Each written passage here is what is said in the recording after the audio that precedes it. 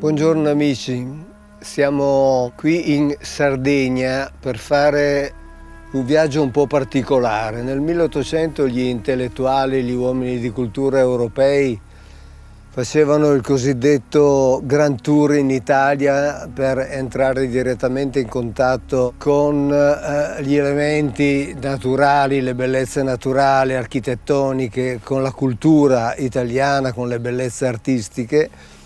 E qui con il professor Gian Matteo Corrias, che già conoscete, noi facciamo questo mini Grand Tour in Sardegna. Dico mini perché ovviamente riguarda una regione, in particolare una civiltà, la civiltà nuragica. Perché facciamo questo mini Grand Tour in Sardegna? Perché la civiltà nuragica ha effettivamente molto da dirci. In genere la storia della Sardegna ha molto da dirci, molto di più di quanto non ci venga normalmente raccontato. E in particolare, ad esempio, l'esame della scrittura nuragica, che è un elemento, diciamo, fra virgolette, nuovo, nel senso che fino a pochi anni fa non si pensava che la cultura nuragica avesse una sua scrittura, ma in particolare l'elemento veramente sorprendente, straordinario, è il fatto che questa scrittura nuragica si avvale di strutture linguistiche, di fonemi appartenenti alla cultura semitica. E questo è un fatto di per sé straordinario, assolutamente straordinario. Noi da un po' di tempo lo diciamo quasi come se fosse una normalità, una banalità, ma pensare che qui in Sardegna ci sia una scrittura che ha degli elementi che sono tipici della scrittura proto-cananaica, della scrittura proto-sinaitica, è un qualcosa che ci lascia affascinati, direi, sbalorditi.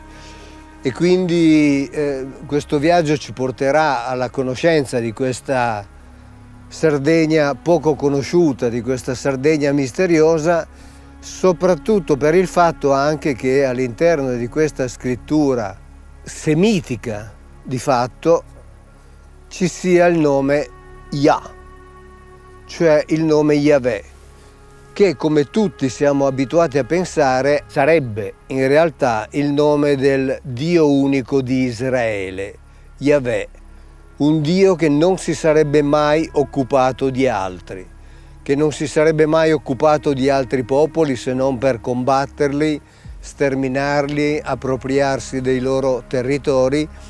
E invece lo troviamo qui in Sardegna come divinità fondamentale.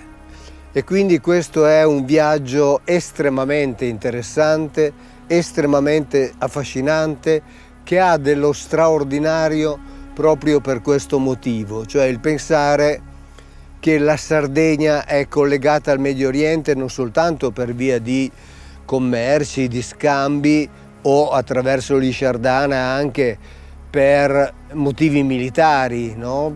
Sappiamo dei rapporti militari tra l'Isciardana, gli egizi, eccetera, ma proprio anche per questo aspetto filologico, culturale, che ci risulta assolutamente unico.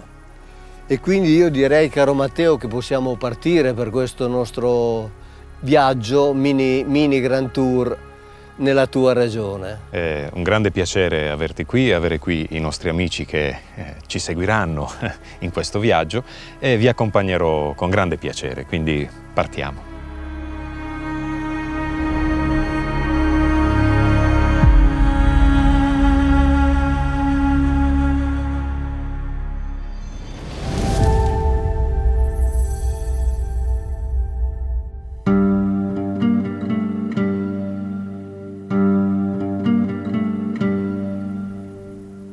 Nel cuore del Mediterraneo antico, al centro dei traffici che univano le due sponde del Mare Nostrum, l'isola di Sardegna conobbe lo sviluppo di una civiltà magnifica, ricca e potente, di cui le imponenti costruzioni monumentali delle tombe dei giganti, dei pozzi sacri, dei templi a Megaron e soprattutto dei nuraghi sono le testimonianze più straordinarie, la civiltà nuragica.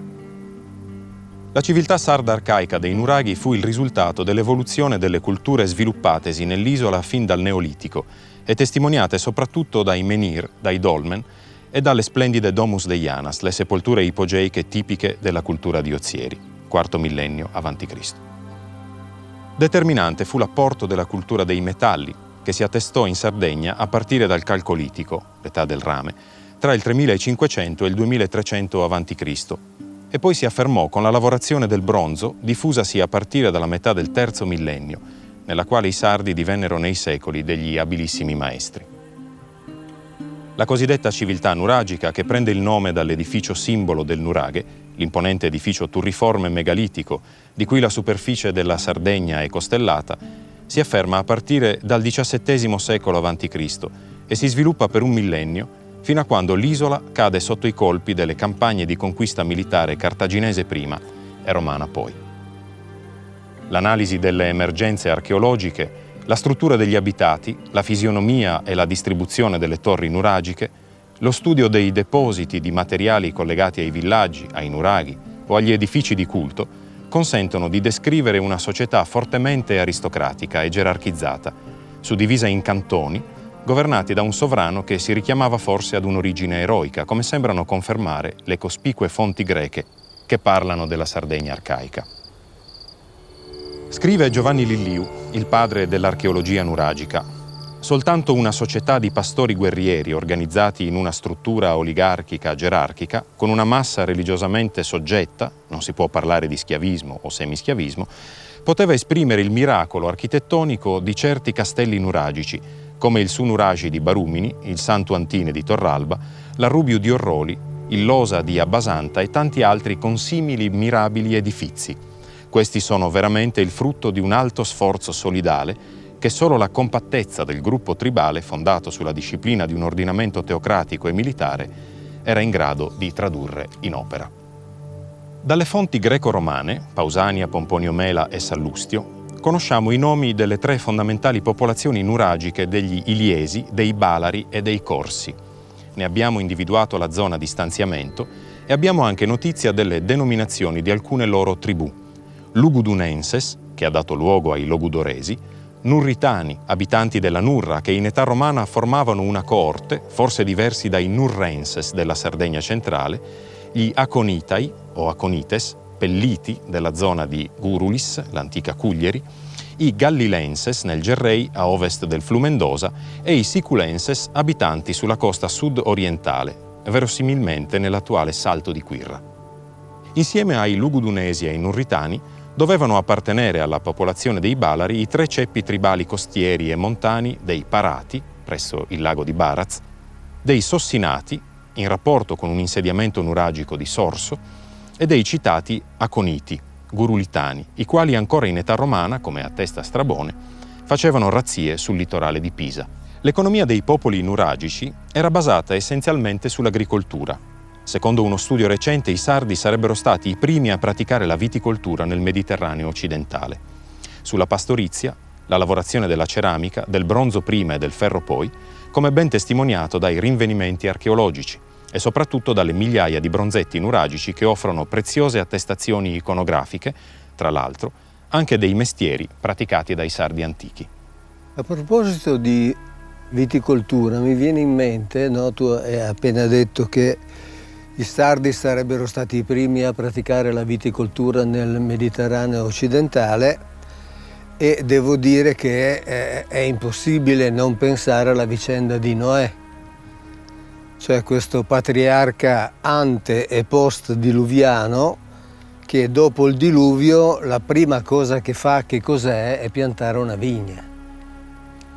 Cioè piantare una vigna perché sappiamo bene, sia dalla civiltà sumera, ma lo sappiamo anche dalla Bibbia, i prodotti alcolici erano particolarmente graditi alle cosiddette divinità. Quindi questo collegamento cui avevo all'inizio fatto cenno nell'introduzione alla presenza di Yahweh, e il fatto che i sardi siano stati i primi a praticare la viticoltura forse non è così casuale. Il commercio ebbe un ruolo capitale nell'economia della civiltà nuragica. Frammenti di ceramiche nuragiche databili al bronzo recente sono state trovate in Grecia, a Creta, a Cipro, in Sicilia, nelle isole Eolie, sulle coste egiziane e in Spagna. Parimenti, ceramiche micenee e lingotti di rame di fabbricazione cipriota sono stati trovati in abbondanza in Sardegna. I numerosi bronzetti effigianti delle imbarcazioni, un tempo interpretati come semplici lampade votive, alla luce della fitta trama di interscambi tra la Sardegna e il Mediterraneo orientale e occidentale, emersa dai ritrovamenti, sono invece da considerare come raffigurazioni delle grandi navi con cui i sardi solcavano in tutte le direzioni il Mediterraneo e persino l'Atlantico, verso le isole britanniche, le Cassiteridi della geografia greca antica, dalle quali recuperavano lo stagno necessario alla fusione del bronzo. La metallurgia del bronzo fu una vera specialità dei sardi antichi. La quantità strabiliante e la diversità degli oggetti bronzei rinvenuta nei siti nuragici, soprattutto bronzetti e armi, testimonia di una sapienza metallurgica e di una capacità di diversificare la lega, a seconda della destinazione d'uso dell'oggetto, davvero fuori dal comune. La complessa e fiorente civiltà nuragica trova il suo più evidente riflesso, al tempo stesso architettonico e sociale, nell'edificio del nuraghe. Sono stati censiti più di 7.000 nuraghi in tutta l'isola, il che testimonia della fondamentale funzione che gli antichi sardi attribuivano a questo edificio. Un edificio che assomma in sé, nella sua maestosità e nella sua potenza, sia valori simbolici di eminenza e predominio aristocratico, sia al tempo stesso funzioni pratiche di controllo del territorio e difesa delle élite dominanti in caso di attacco. È stato osservato infatti che le torri nuragiche si trovano tutte ubicate in posizioni strategiche, a controllo delle principali vie di comunicazione, dei giacimenti idrici o di quelli che dovevano essere gli antichi confini cantonali. Quando parliamo di nuraghi, parliamo in realtà di tipologie di edifici piuttosto diverse tra loro. Esiste anzitutto una differenza tipologica legata alla cronologia. I primi nuraghi, i cosiddetti proto-nuraghi o nuraghi arcaici, costruiti a partire dal XVII secolo a.C. e fino al 1330 circa, erano edifici a pianta ellittica, ma la pianta poteva essere anche circolare o quadrangolare e a copertura a tronco ogivale. Constavano in genere di 2 piani sovrapposti e le pietre erano messe in opera, come si dice, a nido di vespa. I nuraghi arcaici palesano diverse fasi di sviluppo formale e si dividono in 2 classi principali. I più antichi sono i proto-nuraghi a corridoi, cioè con soli corridoi a piano terra. Successivamente, a partire dal XV secolo a.C., compaiono i proto-nuraghi a camera, cioè con il pianterreno abitabile.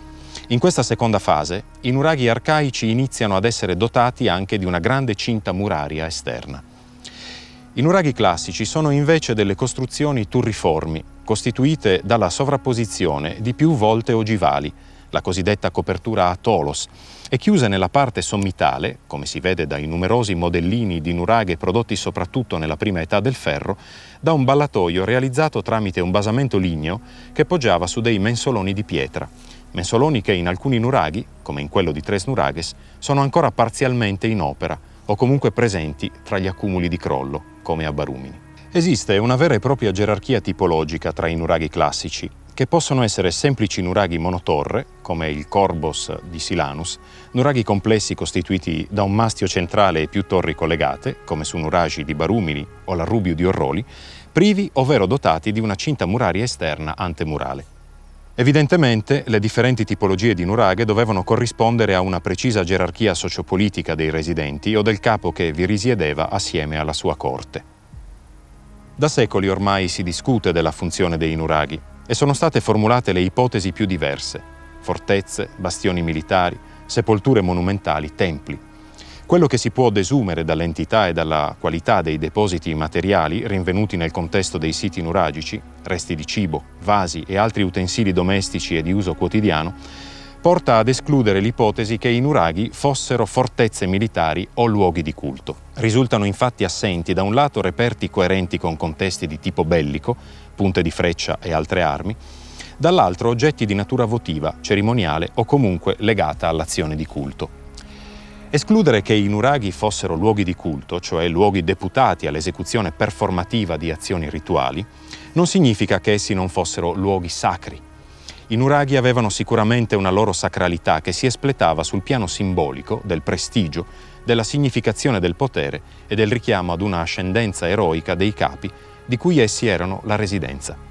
Sardo, Aristeo, Norace, Iolao, sono questi i nomi degli eroi tramandatici dalle fonti greche, ai quali si lega con tutta probabilità da un lato la struttura ideologica della società nuragica, dall'altro uno degli aspetti centrali del sistema religioso degli antichi sardi.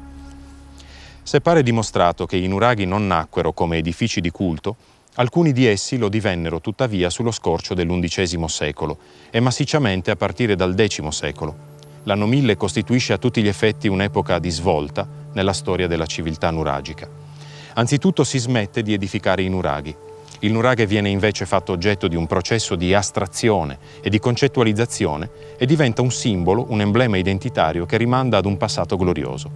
Si inizia a realizzare i modellini di nuraghe, rappresentazioni in miniatura e dalla chiara valenza simbolica delle antiche torri degli Avi, diffuse nei luoghi più significativi della civiltà sarda dell'età del ferro, ad esempio nella celebre necropoli di Monte Prama, nonché all'interno di antichi nuraghi, ora chiaramente reinterpretati come luoghi di culto. È il caso del magnifico nuraghe Sumulinu di Villanova Franca, al cui interno è conservato un altare che riproduce la foggia di una fortezza nuragica risalente proprio all'età del ferro. Il nuraghe Sumulinu di Villanova Franca, che si staglia alle nostre spalle, può essere considerato a tutti gli effetti una vera e propria enciclopedia del nuragico, nel senso che la sua articolata struttura realizzativa ci consente di esplorare in maniera molto efficace le diverse fasi evolutive che hanno caratterizzato la storia di questo che è l'edificio simbolo, diciamo così, della civiltà nuragica, per l'appunto il nuraghe. La stratigrafia e la struttura di questo nuraghe complesso ci consentono di identificare almeno 3 fasi realizzative successive. La fase più arcaica risale al periodo iniziale del Bronzo Medio, cioè tra il secolo XVII e il XV. A quest'epoca risale un protonuraghe dotato di una cinta antemurale che ha una caratteristica interessante, che sono delle celle che si aprono con una struttura ogivale gradonata. Successivamente, cioè nel corso del XIV secolo, è stato sovrapposto al protonuraghe un nuraghe classico trilobato. L'antemurale è stato ampliato e è stato realizzato attraverso 3 torri raccordate tra loro attraverso una cortina muraria. Successivamente, la cinta antemurale è stata dotata di una 4ª torre, che vediamo alle nostre spalle, una torre caratterizzata da 11 feritoie e 2 finestre che consentivano evidentemente il controllo del territorio circostante, e anche il piano inferiore di questa imponente torre era praticabile e caratterizzato da degli ambienti appunto abitabili.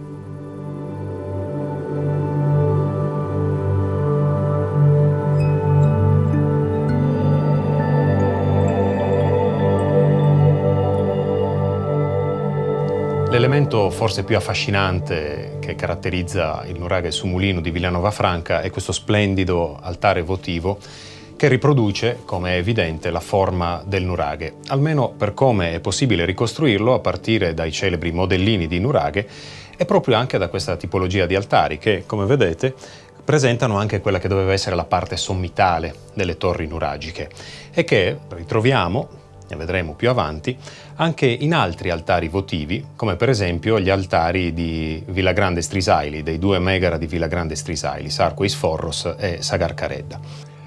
Questo altare risale alla prima età del ferro, con tutta probabilità, e testimonia di un processo molto interessante nel contesto della cultura e del culto nuragici. Quello che possiamo notare è che del nuraghe si inizia a fare un utilizzo concettuale, diciamo così. Questo è vero in 2 sensi, secondo me. Intanto nel senso che l'edificio del nuraghe inizia ad essere utilizzato secondo una destinazione d'uso che era completamente sconosciuta nelle fasi precedenti, cioè inizia a essere utilizzato come santuario. All'interno della torre più grande del nuraghe di Villanova Franca troviamo appunto uno spazio allestito per una evidente destinazione di carattere rituale. Una destinazione che come abbiamo già detto, era sconosciuta nelle epoche precedenti.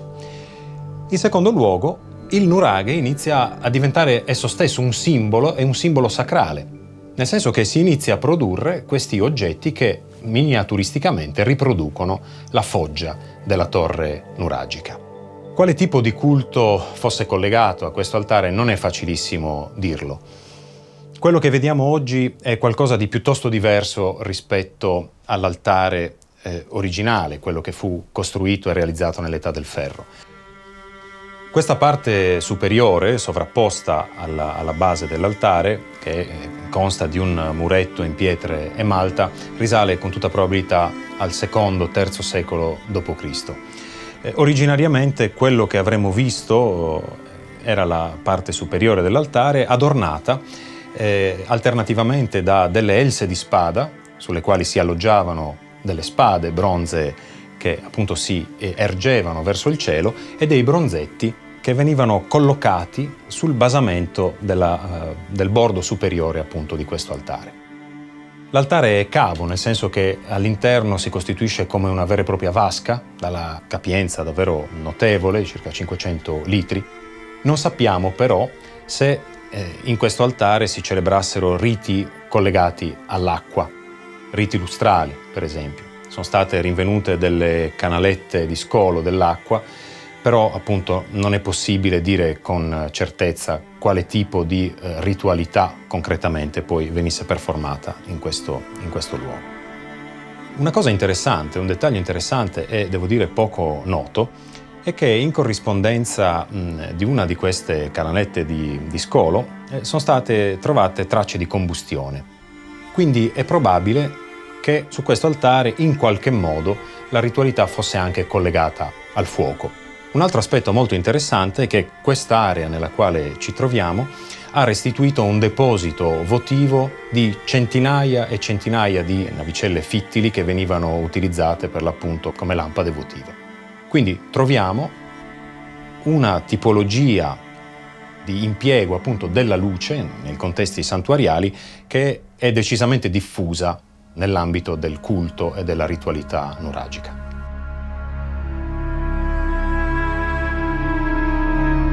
Un elemento interessante, che è un piccolo dettaglio ma in realtà vedremo è piuttosto rivelativo di un contesto anche di significati religiosi che caratterizza la cultualità nuragica, è questo piccolo crescente lunare che si trova rappresentato in rilievo sulla torre nuragica rappresentata appunto in questo altare. È un elemento che, pur nella sua, diciamo così, sintesi simbolica, richiama le protomi di Arieti che ritroveremo nell'altare votivo del Megaron II di Sarko Isforros e che più in generale possiamo collegare al vastissimo simbolismo delle corna che troviamo attestato in maniera molto diffusa nel contesto della civiltà e della cultualità nuragica. Ma se vogliamo parlare del simbolismo del toro e soprattutto della rappresentazione, la cosa curiosa è che rimanendo nell'ambito del collegamento tra lo Yahweh israelitico e Yah sardo, sappiamo che lo Yahweh israelitico aveva dato ordine preciso di non effettuare alcuna rappresentazione né di ciò che c'è in cielo, né di ciò che c'è in terra, né di ciò che c'è nei mari. E invece qui questa proibizione evidentemente non è stata data perché le rappresentazioni simboliche sono presenti in gran numero, e tra l'altro anche va ricordato che anche in ambito semitico Yah è spesso abbinato alla divinità o alle divinità lunari.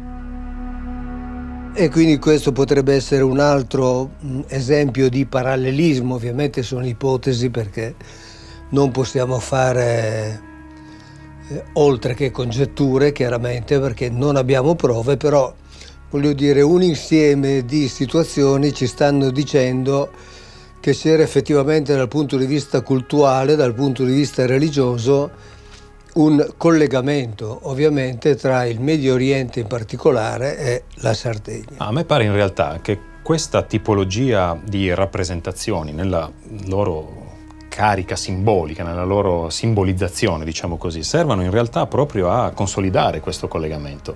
Nel senso che qui non siamo davanti a delle rappresentazioni di carattere figurativo, no? Ma a delle astrazioni, delle rappresentazioni concettualizzanti, che a dire la verità ci sorprendono anche per l'epoca alla quale risalgono. Quindi diciamo che potrebbe essere una sorta di soluzione intermedia tra l'aniconismo duro e puro di Israele e altri contesti in cui invece troviamo delle figurazioni iconografiche vere e proprie. Ecco, qui abbiamo l'impiego di questi elementi che sono simbolici a tutti gli effetti. Senza dimenticare che il popolo israelitico viene spesso definito da Yahweh stesso come un popolo di sacerdoti, cioè un popolo speciale, assolutamente staccato, un popolo sacro, sì, nel senso originario del termine, cioè diviso e separato dagli altri popoli. E mi viene in mente un'intervista dell'ex rabbino capo nella comunità ebraica di Roma, di Segni, il quale diceva: a noi ebrei sono state chieste cose che al resto del mondo, agli altri, non sono state chieste, non vengono chieste. E quindi in realtà anche questo aniconismo puro che è chiesto agli ebrei, evidentemente, supponendo una presenza eventuale di Yah come culto, qui invece non erano richieste, tant'è che anche dal punto di vista simbolico, l'abbiamo appena visto, era possibile rappresentare delle immagini, insomma. Certo.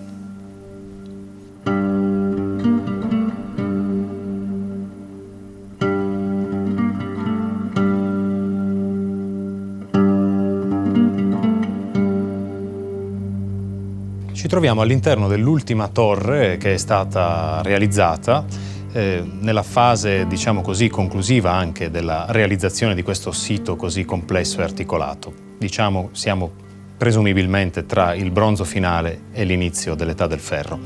Ecco, in questo spazio che vedete allestito come una vera e propria capanna del Consiglio, con questa panchina bassa che consentiva la seduta di una assise di persone che a questo punto possiamo immaginare svolgere anche delle funzioni sacerdotali, ecco, esattamente al centro di questo spazio è stata rinvenuta una colonna che serviva a sorreggere un altare. Intorno alla colonna, che attualmente si trova conservata al Museo del Paese di Villanova Franca, sono state trovate delle lampade votive in ceramica, una quantità davvero rimarchevole, qualche centinaio. E la cosa più interessante è che proprio dove mi trovo io, sotto il piano pavimentale, è stata trovata una piccola nicchia all'interno della quale è stato scoperto lo scheletro di un piccolo volatile compatibile con una tortora o una colomba. Ecco, la cosa che potrebbe sembrare un dettaglio insignificante, in realtà ci fa riflettere su due aspetti fondamentali. Il primo è che in questo luogo è avvenuto un vero e proprio rito di fondazione sacrale di questa area sacra e rituale. In secondo luogo ci colpisce il ritrovamento dello scheletro di un piccolo volatile, appunto presumibilmente di una tortora, per i motivi che chiariremo successivamente.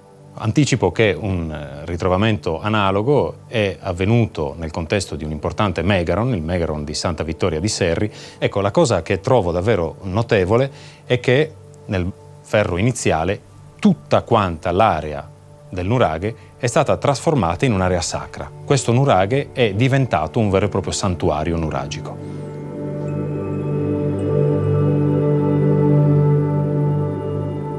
Ancora a partire dall'anno 1000, alcuni nuraghi vennero addirittura smontati e i materiali costruttivi ricavati furono utilizzati per implementare le strutture urbane del villaggio collegato alla fortezza.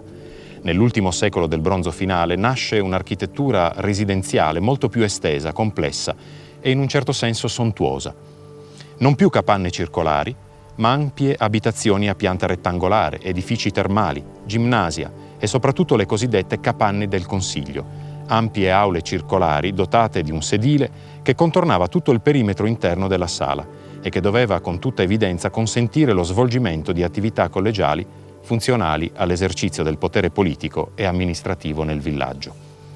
Una simile rivoluzione architettonica e urbanistica è certamente il risultato di una vera e propria rivoluzione sociopolitica.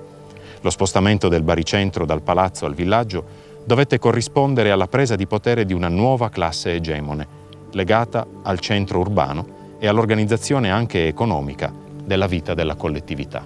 Parlando della costruzione, delle varie fasi della costruzione del nuraghe, tu hai fatto cenno a due periodi che mi hanno colpito in modo particolare. Il primo è una data precisa, il 1330, come termine della costruzione del nuraghe arcaico.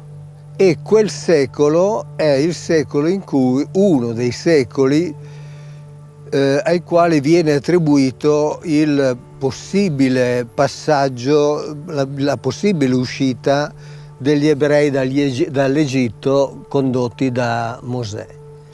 La seconda fase che hai citato, cioè il termine della costruzione del nuraghe, è intorno all'anno 1000, che è il momento in cui con Davide e Salomone si costituisce il regno di Israele. Cioè un po' come se questo Yahweh che ritorna continuamente nei nostri discorsi, con i suoi interventi, cioè quando ha cominciato, dice la Bibbia, a interessarsi del popolo di Israele che era, fra virgolette, schiavo in Egitto, e poi quando Yahweh ha cominciato a interessarsi della realizzazione di un regno ebraico, corrisponde, guarda caso, poi magari non c'entra assolutamente nulla, ma non possiamo fare a meno di notare queste stranissime coincidenze, corrisponde a due fasi precise molto importanti per quanto riguarda l'edificazione e poi l'abbandono dell'edificazione dei nuraghe.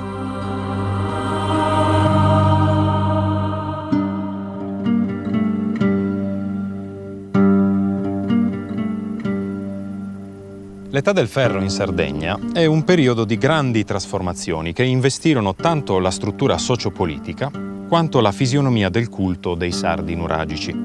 Questa dinamica evolutiva è molto ben osservabile attraverso lo studio di una particolare tipologia di edificio di culto, il cosiddetto Tempio a Megaron. I templi a Megaron, come li definì negli anni 30 del Novecento l'archeologo Doro Levi, benché numericamente ridotti, sono certamente l'edificio templare più peculiare della civiltà nuragica classica, dal Bronzo Medio al Primo Ferro.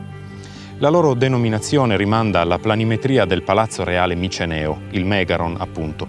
Si tratta infatti di edifici con pianta a sviluppo longitudinale, dotati di una partizione interna in più ambienti, il più interno dei quali era anche la zona più sacra del tempio, il naos, dove si trovava l'altare focolare rituale.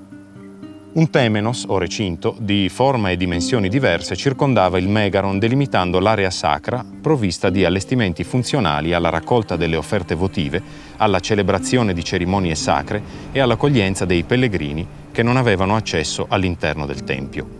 È il caso del grande recinto che circonda il tempietto A di Serra Orrios, per una superficie di metri quadri 1364, accessibile attraverso un'imponente porta architravata con ampio vestibolo e che contrasta con le piccole dimensioni del tempio.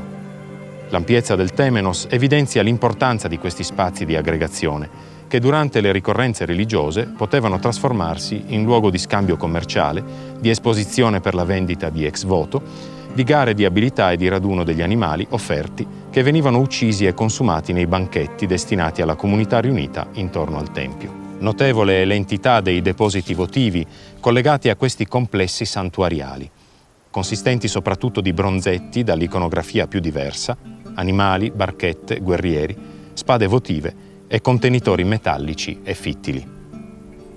La datazione di questi edifici è possibile proprio attraverso l'analisi dei depositi votivi, tutti collocabili tra il Bronzo Medio e la prima età del ferro, ma con un significativo incremento di utilizzo a partire dal Bronzo Recente, cioè dalla metà del XIV secolo. Il X secolo è anche presumibilmente il limite ultimo in cui i santuari a Megaron hanno espletato una funzione cultuale. Lo dimostra l'analisi delle tracce carboniose presenti in alcuni di questi edifici, precisamente nel naos, dove è sempre presente un focolare rituale che acquisisce una morfologia e un apparato esornativo via via più complessi man mano che si arriva all'età del ferro. Uno dei casi più interessanti è l'altare del Megaron II di Sarku e Sforros di Villagrande Strisaili, realizzato tramite una certa ricercatezza nel cromatismo, nelle linee e nell'ornato, con la rappresentazione di 2 protomi di ariete e dei tipici mensoloni sommitali del nuraghe, che, come si è visto, proprio nell'età del ferro inizia ad essere utilizzato come simbolo sacrale.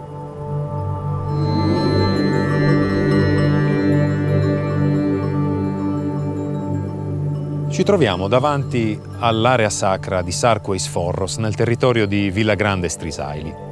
E questo sito è davvero molto interessante nel contesto della civiltà nuragica, sia per le sue caratteristiche specifiche. Si tratta di un sito che compendia, diciamo così, un insediamento abitativo le cui prime tracce possono essere collocate nel XII secolo a.C., sia degli edifici sacri. In particolare segnaliamo 3 templi a Megaron, tutti condensati in un'unica area appunto santuariale. Il più grande di questi 3 templi è circondato da un temenos, da un recinto sacro, che ne protegge, diciamo così, la struttura e che la completa anche nel senso di dotare questo edificio di alcuni spazi che dovevano servire, per esempio, come depositi di oggetti votivi, oppure come spazi di raccolta dei pellegrini che in grande quantità dovevano affluire in luoghi come questo.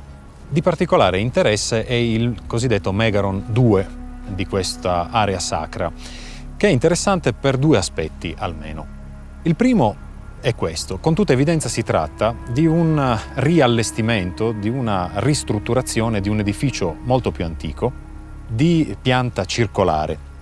Ecco, l'edificio originario, più arcaico, è stato reimpiegato come naos, cioè come sacello, di un tempio a Megaron, cioè a sviluppo longitudinale. Quindi noi abbiamo la parte più sacra del tempio, di questo Megaron 2, che appunto conserva ancora questa planimetria particolare, circolare, dal quale poi si dipartono le 2 pareti longitudinali.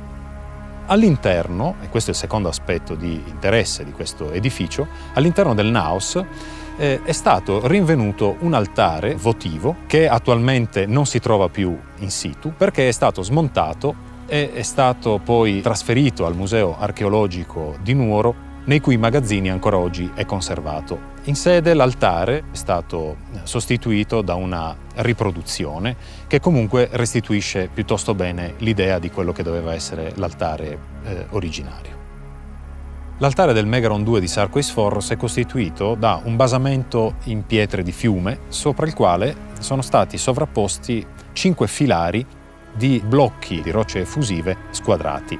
Si tratta di pietre non locali e tra l'altro di 2 tipologie diverse di pietre, trachite e basalto, disposte in modo da creare un effetto estetico particolare, una bicromia ricercata. Oltretutto, il prospetto centrale dell'altare è adornato da 2 protomi di ariete realizzate in altorilievo, che conferiscono davvero un notevole pregio estetico al monumento.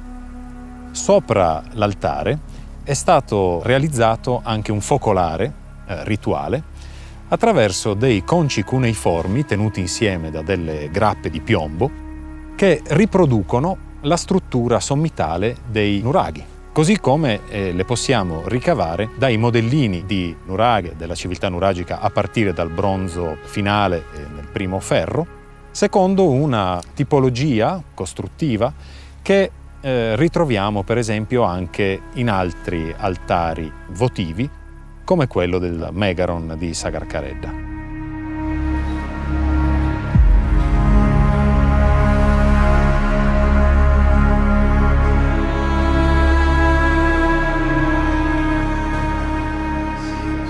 Al Museo Archeologico Nazionale di Nuoro è conservato l'altare votivo che originariamente era presente nel naos del Megaron del sito di Sagarcaredda presso Villa Grande Strisaili. Questo oggetto è molto interessante, appartiene a una tipologia che inizia ad affermarsi nella Sardegna nuragica tra il bronzo finale e la prima età del ferro.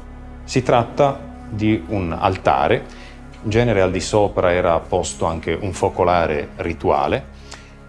La parte sommitale dell'altare, come è evidentissimo anche da questo altare specifico, riproduce come ad esempio nel caso dell'altare del Megaron 2 di Sarqueis Foros, la parte sommitale del nuraghe, con i mensoloni che originariamente reggevano la balaustra lignea che coronava la torre nuragica.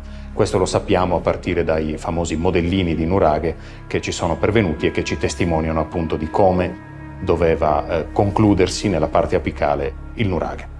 La cosa interessante di questa tipologia di altari è proprio un fenomeno che si afferma tra il bronzo finale e il ferro iniziale, cioè l'utilizzo, diciamo così, concettuale, rituale e direi persino identitario della torre nuragica, che inizia ad essere usata anche sacralmente con una finalità molto precisa da parte delle élite che si impongono e che prendono il potere appunto in questo periodo, nel ferro iniziale, spodestando le vecchie élite palaziali. Ecco, nel simbolo del nuraghe queste nuove élite, questi nuovi potentati, trovano una sorta di elemento identitario capace di strutturare la propria legittimazione anche al potere.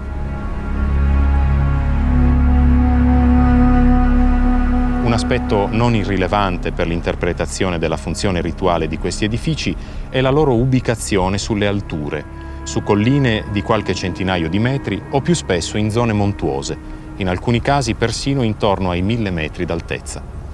I megara sono talvolta inseriti in complessi santuariali nei quali coesistono con altri edifici templari, riconducibili a differenti tipologie.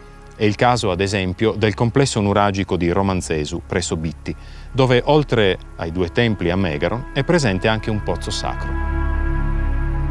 Il discorso delle alture è interessante perché nella Bibbia sono continuamente citate. Come luoghi di culto sono citate come tali.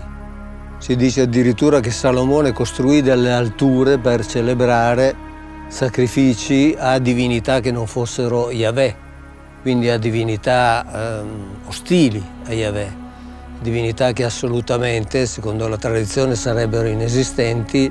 E la cosa ridicola è che Salomone, il più saggio per definizione di tutti gli uomini, avrebbe fatto costruire e realizzare queste alture per celebrare un culto a divinità totalmente inesistenti e di cui Yahweh non voleva neanche sentir parlare, diciamo così eufemisticamente, nel senso che se i suoi si rivolgevano a quelle divinità, lui aveva promesso che o non le avrebbe più aiutati o addirittura sterminati.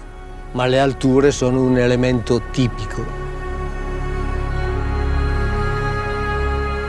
In genere, i templi a Megaron sardi sono collegati dagli studiosi a un ipotetico culto delle acque, analogo a quello che si ritiene dovesse essere celebrato nei templi a Pozzo e a Fontana. Queste 2 tipologie santuariali, soprattutto i pozzi sacri, sono molto diffuse in Sardegna. Lo studio dei materiali votivi presenti negli strati basali dei pozzi ha consentito di collocare lo sviluppo di questa tipologia templare e dei culti ad essa collegati tra il bronzo recente e il primo ferro, metà del XVI-X secolo. Al di là degli evidenti valori lustrali universalmente attribuiti all'acqua, l'accurata osservazione dell'irraggiamento solare e lunare prodotto nel corso dell'anno all'interno della camera di alcuni pozzi sacri, come quello di Santa Cristina presso Pauli Latino, ha consentito agli studiosi di comprendere che la morfologia e la disposizione delle aperture dei templi a pozzo era tale da consentire una precisa misurazione degli eventi solstiziali e dell'unistizio maggiore, facendone delle vere e proprie macchine astronomiche. Macchine astronomiche, legate ad una civiltà, come abbiamo visto prima, specificatamente dedita all'agricoltura o alla pastorizia. Ora, io nella mia vita ho conosciuto moltissimi contadini. Diciamo da colui che coltiva il piccolo orto a colui che coltiva invece numerosi ettari. Ma al di là della conoscenza delle fasi lunari, nessuno di loro aveva bisogno di macchine astronomiche. Nessuno. Io ho sempre avuto difficoltà a pensare a queste macchine astronomiche, no? Se ne parla di Stonehenge, insomma, se ne parla un po' in tutto il mondo. fossero utilizzate da questi pastori, perché a che cosa servivano le macchine astronomiche se non a contare e a esaminare i grandi cicli astronomici che si verificavano, ma che non servono a chi coltiva la terra, perché al di là delle fasi lunari chi coltiva la terra non ha bisogno di conoscere altre cose. Questo è un aspetto sul quale che si dà per scontato, ma anche perché poi tra l'altro, per esempio nelle civiltà medio orientali, i grandi studi astronomici si conducevano in città, mica in campagna. Cioè si conducevano là dove non si coltivava, ma semmai semplicemente si consumavano i prodotti derivanti dall'agricoltura. Ma erano i saggi che usavano queste macchine, i studiosi, i sapienti, che usavano queste macchine astronomiche, chiamiamole così, un nome mi piace tantissimo, per le loro conoscenze e per stabilire e calcolare i grandi periodi che al contadino non servono. Ma questo secondo me è un esempio di quel pregiudizio primitivistico, come lo chiama lo studioso francese Maurice Hollander, no? Per cui noi partiamo da questo pregiudizio, da questa valutazione pregiudiziale, per cui gli antichi in fondo erano semplicisticamente delle persone puramente pratiche, puramente dedite ad attività di carattere produttivo legate alla sussistenza, poi però appunto ci imbattiamo in realizzazioni di questa complessità che ci lasciano basiti, o dovrebbero lasciarci basiti, ma non succede purtroppo. Cioè, dovrebbero porre un punto interrogativo. Particolare rilievo sembra inoltre avere, nel contesto dei culti idrici dell'epoca nuragica più recente, l'offerta votiva della spada. Il pozzo sacro di Sant'Antonio a Siligo era coperto da un tetto a 2 spioventi, terminante al colmo con una fila di conci calcarei dalla sommità piatta. La pietra di colmo presenta numerosi incavi che fanno ipotizzare una decorazione acroteriale costituita da spade votive che si innalzavano verso il cielo. La spada votiva è documentata non solo nelle architetture, ma anche impiombata nelle tavole di offerta rinvenute in spazi cultuali legati all'acqua, come ad esempio nel pozzo di Abini presso Teti. A differenza dei pozzi sacri, che si affermano solo a partire dal bronzo recente, i templi a Megaron costituiscono l'edificio templare più autenticamente nuragico, se è vero che i primi esemplari di questa tipologia di tempio possono essere collocati addirittura sullo scorcio del bronzo antico, come nel caso del tempietto di Malchittu presso Arzachena. Quale culto era celebrato nei templi a Megaron? La presenza di un focolare rituale nel naos di questi edifici sacri suggerisce che l'essenza del culto celebrato nei Megara dovesse consistere nel sacrificio offerto tramite il fuoco. Da questa particolare prospettiva acquista rilevanza anche il dettaglio, già evidenziato, per cui questi santuari si trovano tutti in luoghi elevati. Sappiamo infatti che le alture erano trasversalmente i luoghi d'elezione per l'invio di sacrifici alle divinità celesti, come molto spesso leggiamo ad esempio nella Bibbia. Il tempietto di Santa Vittoria di Serri conserva, nella parte posteriore, tratti del temenos collegato ad un agglomerato di capanne, che ha restituito oltre al resto anche un contenitore fittile con i resti ossei di una tortora, animale riprodotto di frequente nelle offerte votive in bronzo del santuario. Abbiamo quindi un esempio concreto e preciso di quali fossero le vittime animali offerte in sacrificio. È possibile individuare un'interessante corrispondenza con il culto israelitico, perché del sacrificio della tortora parla anche il Levitico al capitolo 5.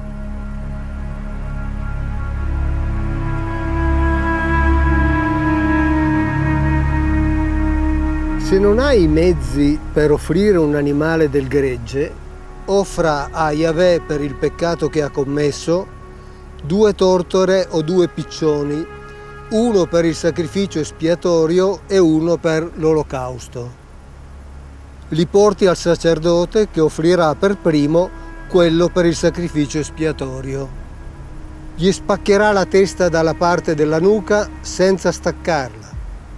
Aspergerà con un po' di sangue della vittima espiatoria la parete dell'altare e ne verserà il resto alla base dell'altare.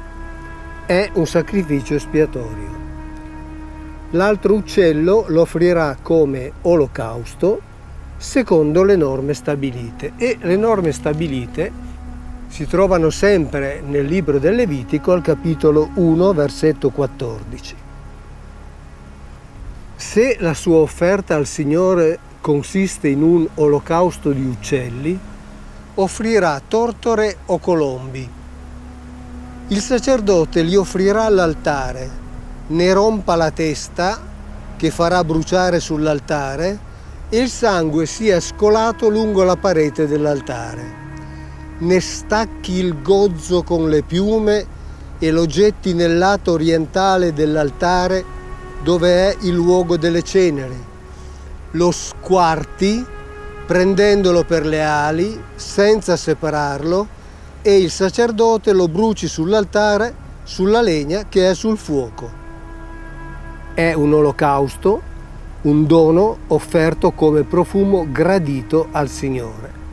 Qui c'è tradotto gradito, ma in realtà in ebraico c'è scritto calmante per Yahweh.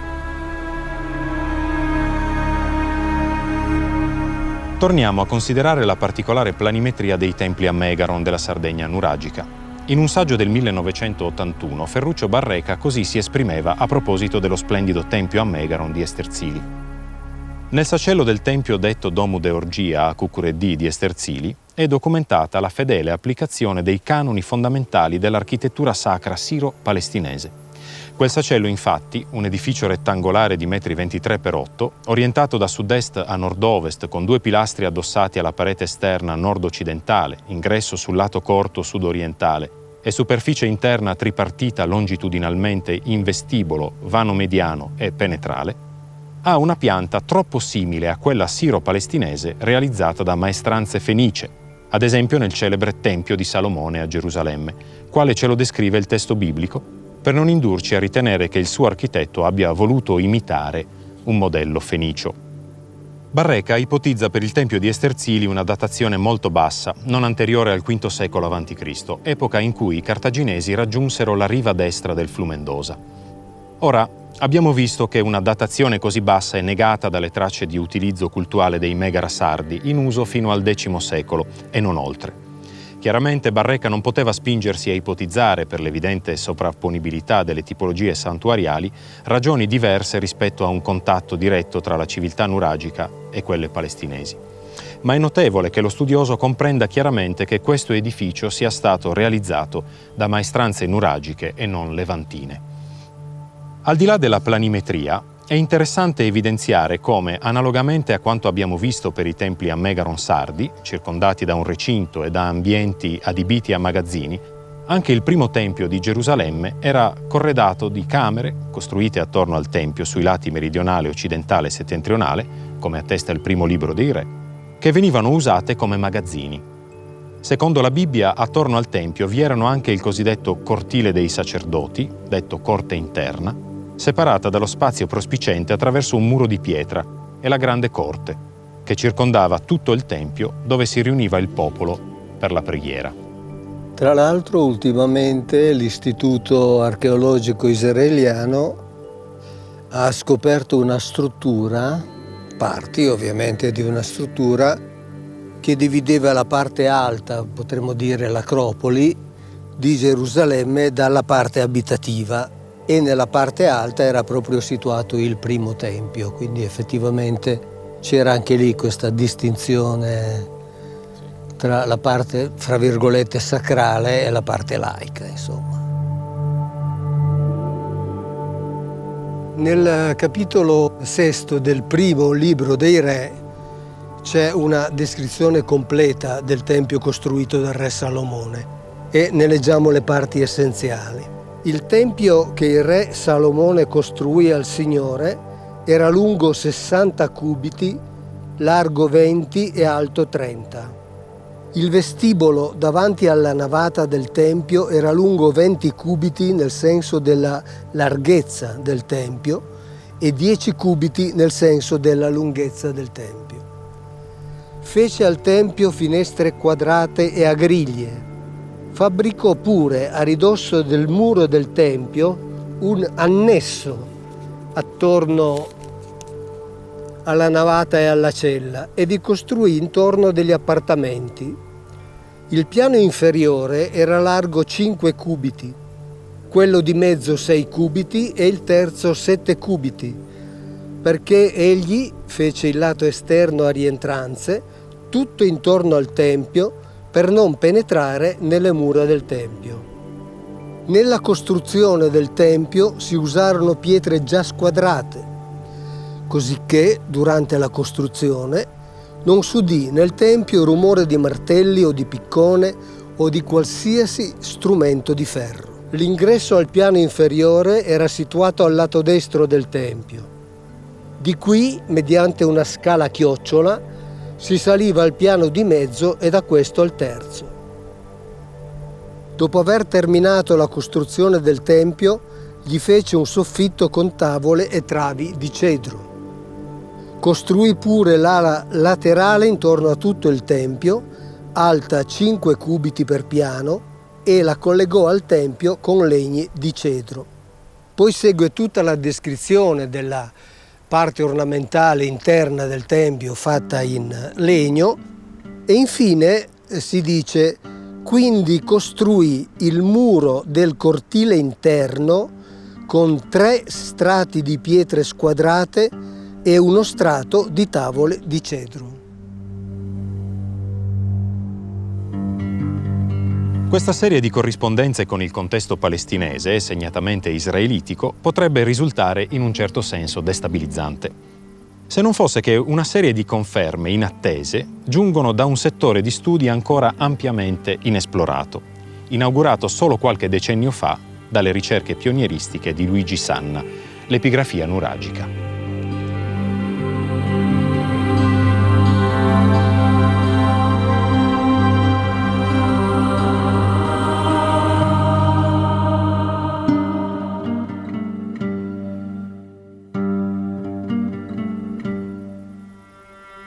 Che i sardi del periodo nuragico conoscessero e utilizzassero qualche sistema di scrittura è ipotesi contro la quale una cospicua parte degli studiosi oppone non poche resistenze.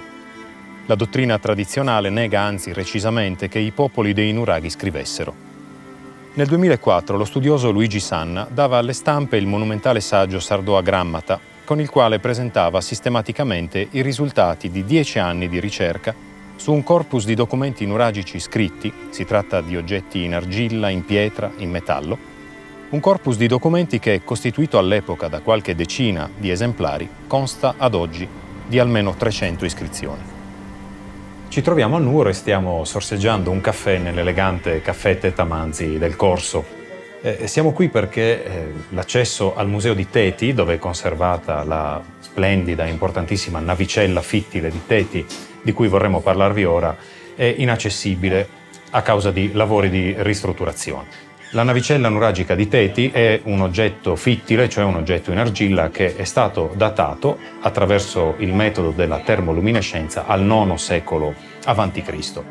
Ora, di per sé si tratta di un oggetto piuttosto comune nel contesto degli studi di archeologia nuragica e nel contesto anche della manifattura nuragica, perché le navicelle che potevano essere realizzate sia in argilla sia in bronzo si trovano davvero a centinaia, quindi in quantità davvero considerevoli, soprattutto in corrispondenza dei pozzi sacri e delle cinte murarie dei nuraghi. L'aspetto interessante di questa particolare navicella è che reca incisi ante coctionem, come si dice, cioè prima della cottura dell'argilla, 12 grafemi, cioè 12 segni inequivocabilmente grafici.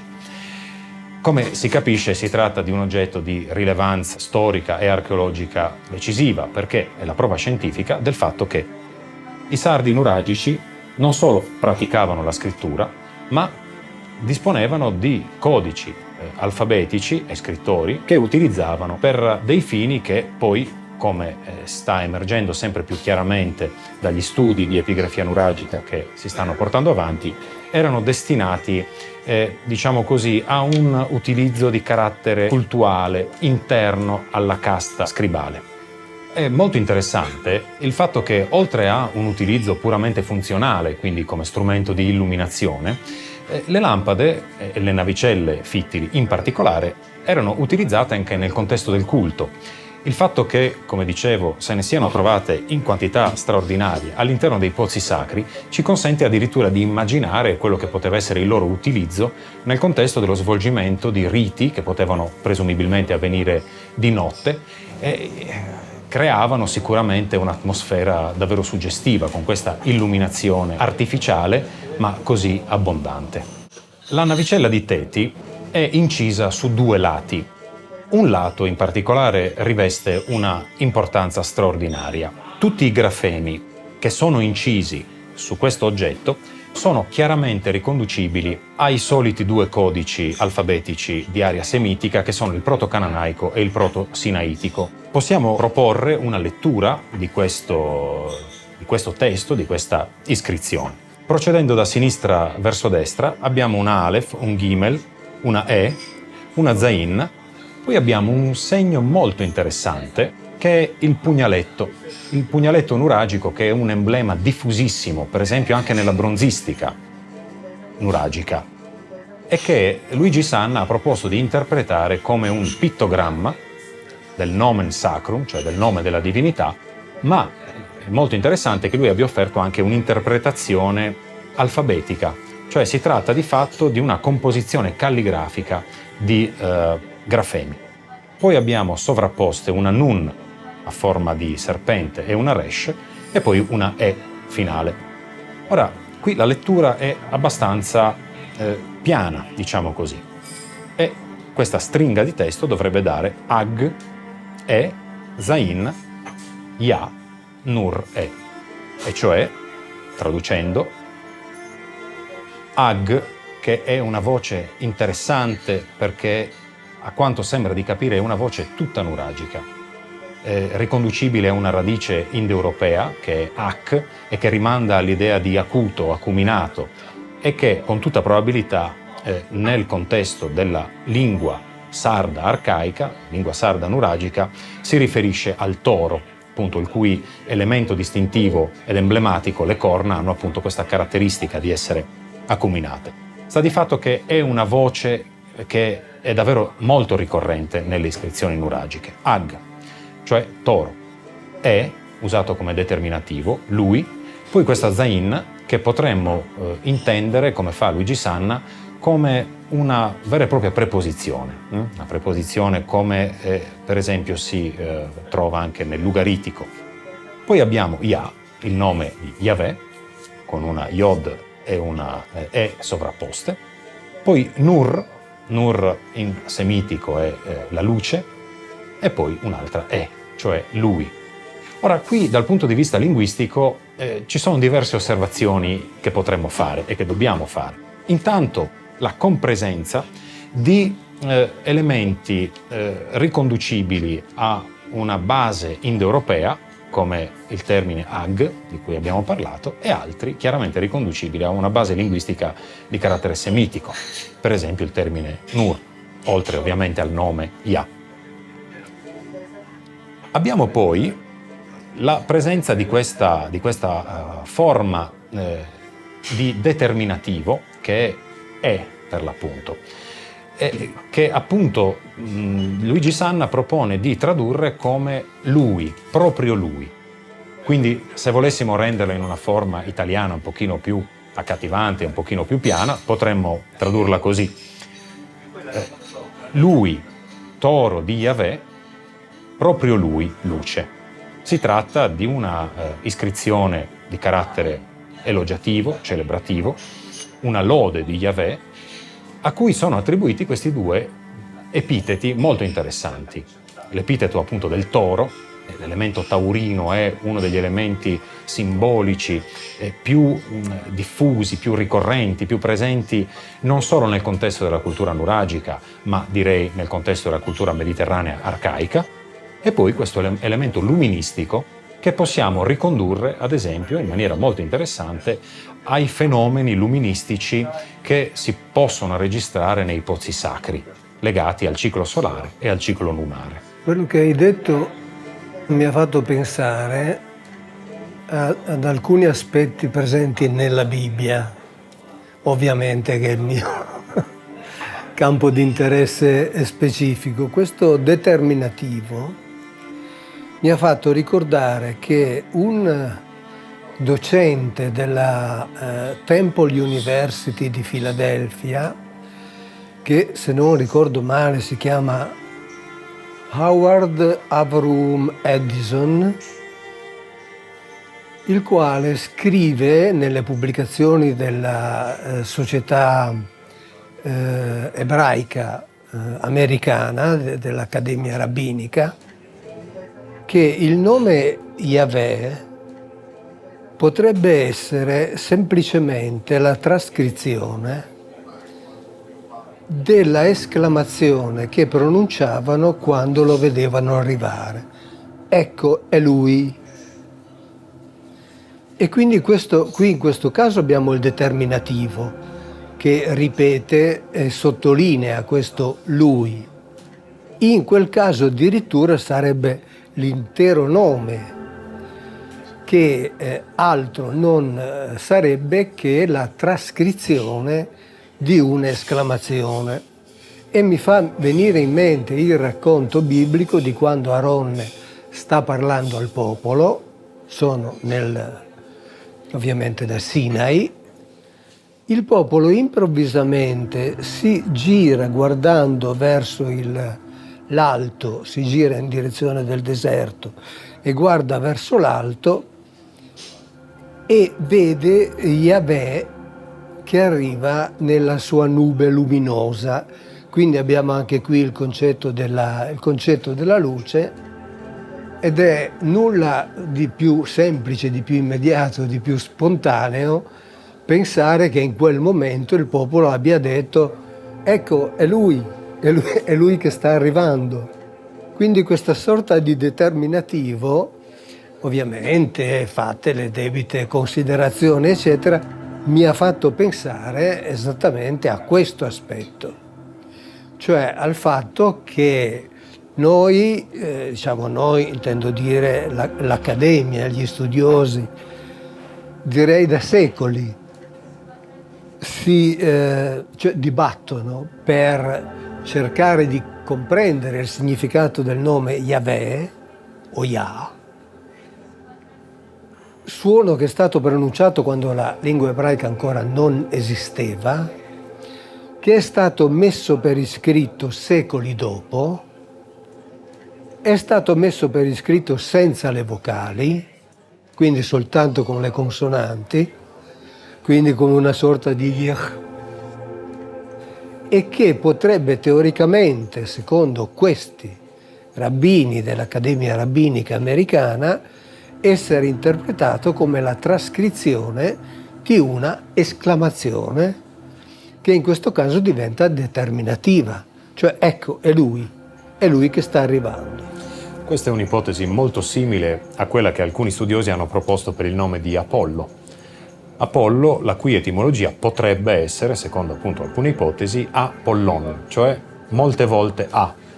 Molte volte questo epifonema con cui appunto la gente reagiva all'apparizione di Apollo, che dall'inno pseudomerico di Apollo sappiamo che era una divinità che incuteva timore. Certo. Al punto che sempre questi studiosi hanno ipotizzato che potrebbe essere addirittura una divinità non originariamente greca, perché non ha i caratteri delle divinità del Pantheon greco, ma una divinità di origine semitica. Di origine semitica. Che, noi ne abbiamo già parlato, ha degli elementi di somiglianza davvero straordinari con Micael. Con Micael, cioè con Michele. Un altro El, poi risemantizzato Micael, che è chi, cioè colui che è come un El. E El è, diciamo così, forse in modo un po' semplicistico, uno dei possibili singolari di Elohim, anche se in realtà il singolare sarebbe probabilmente Eloah, però anche El indicava la stessa tipologia di individuo. E quindi il fatto che Apollo possa con ogni probabilità essere di origine semitica creerebbe una sorta di parallelismo con questo sistema, cioè di definire, magari non avendo i nomi esatti, No, anche perché Yahweh sappiamo che quando Mosè gli chiede chi sei tu, lui gli dice Ehyeh Asher Ehyeh, che vuol dire, con ogni probabilità, è stato tradotto in molti modi, ma che vuol dire con ogni probabilità io sono quello che sono. Cioè, è più non dimandare. È più non dimandare, cioè detto molto barbaramente, fatti i fatti tuoi, cioè non chiedermi chi sono, tu pensa ad ubbidire ai miei ordini, io sono quello che sono, cioè io sono quello che comanda. E quindi probabilmente anche lì è inutile, come dire, passare decenni, passare secoli a discutere sul probabile significato di un'affermazione che in realtà potrebbe avere questo semplice, non semplicistico, ma semplice significato. Io sono quello che sono, tu non preoccuparti di chi sono io, tu pensa solo ad ubbidire ai miei ordini e a fare in modo che il tuo popolo, quello che io ti ho dato da governare, da dirigere, da costruire, altrettanto ubbidisca ai miei ordini. Dopodiché chi sono io è un problema mio.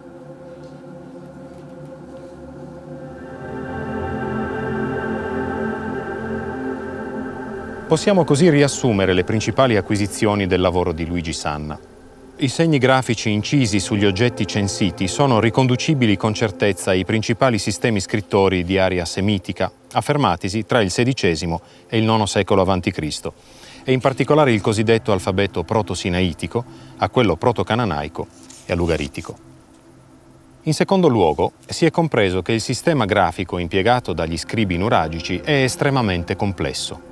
Esso prevede anzitutto l'impiego combinato non solo di repertori alfabetici diversi, ma anche di differenti tipologie grafiche. La scrittura alfabetica, la scrittura pittografica, cioè ottenuta attraverso l'uso di immagini, e la cosiddetta acrofonia, nota e utilizzata anche nella scrittura geroglifica egiziana, un espediente attraverso il quale si può rappresentare un fonema attraverso la raffigurazione di un oggetto il cui nome inizi per quel determinato suono. L'individuazione dei sistemi scrittori di riferimento ha poi reso possibile la decifrazione e la lettura di questi documenti epigrafici e ha consentito di appurare che la lingua delle iscrizioni è di base il semitico nord-occidentale, con significativi innesti lessicali riconducibili a radici indoeuropee. Questa situazione di impiego combinato di codici linguistici raddoppia la situazione di combinazione grafica creata dall'impiego contestuale di molteplici alfabeti semitici arcaici. La complessità del sistema di scrittura nuragico è legata alla specifica natura e al contesto di produzione e fruizione delle iscrizioni, che è possibile ricavare dal dettato delle epigrafi, un contesto chiaramente cultuale e sacrale. Si tratta a tutti gli effetti di una scrittura sacra, propriamente geroglifica, prodotta da una elite di scribi sacerdoti per fini tutti interni alle esigenze del culto. Una scrittura crittografica, prodotta per lo scopo di nascondere e non invece per svelare e diffondere conoscenze.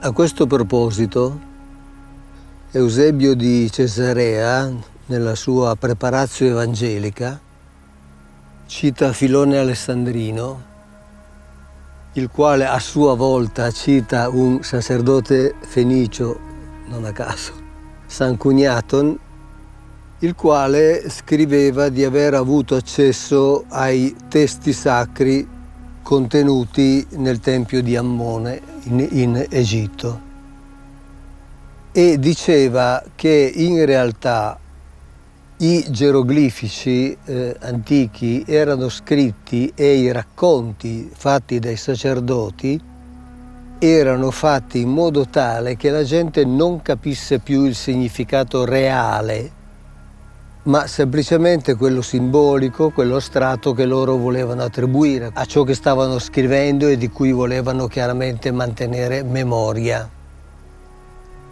E questo l'hanno fatto anche dopo, diceva San Cugnaton, anche dopo essere stati, come dire, scoperti, smascherati, hanno ripreso a farlo proprio per mantenere la conoscenza, quella vera, quella concreta, e trasferire al popolo invece la conoscenza che interessava a loro. La cosa era evidentemente talmente complessa che in epoca alessandrina, in Egitto, gli egizi stessi non riconoscevano più il significato di molti geroglifici, cioè non erano in grado di leggerli e di interpretarli, e quindi ne hanno, come dire, elaborati di nuovi. E per cui quello che tu stai dicendo ancora una volta rimanda ad un comportamento che pare essere stato evidente all'interno dell'area medio orientale in Egitto, così come appunto era presente in Sardegna, cioè i sacerdoti che volevano mantenere il segreto concreto della conoscenza. Peraltro Erodoto, nel libro secondo delle sue storie, quando parla degli dei di cui parlavano tra l'altro questi geroglifici, dice: io dei vostri dei parlerò il meno possibile, dirò soltanto ciò che è strettamente necessario al mio racconto specifico di quel momento. Cioè, come dire, neanche tanto in codice, non rivelerò nulla. Cioè dirò semplicemente le cose che mi sono così necessarie, indispensabili, divulgare nel momento in cui racconto certe vicende storiche. E quindi il ritrovare questa necessità di nascondimento qui è, come dire, per me è fonte di ancora una volta di gioia, di grande emozione, perché trovo tutto estremamente affascinante. Mi convince una volta di più che le cose vanno riscritte, quelle che pensiamo di sapere. È un'ottima testimonianza del fatto che in fondo i sardi arcaici non fossero così diversi dagli altri, non erano soli. Esatto.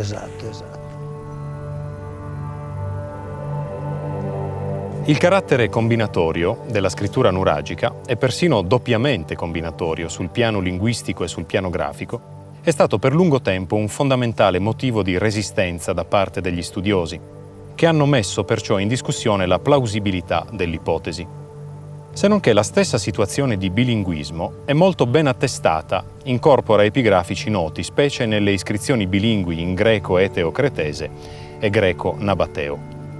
Per quanto riguarda l'uso combinato di sistemi grafici, una sensazionale conferma è arrivata dalla Valle del Giordano, più precisamente dal monte Ebal, il monte delle maledizioni di cui parla il Deuteronomio, dove nel 2022 è stata rinvenuta una lamina di piombo contenente un'iscrizione databile al XIII secolo a.C., nella quale figura il nome di Yahweh, scritto nella particolare forma del trigramma Yahu, Yod e Vav.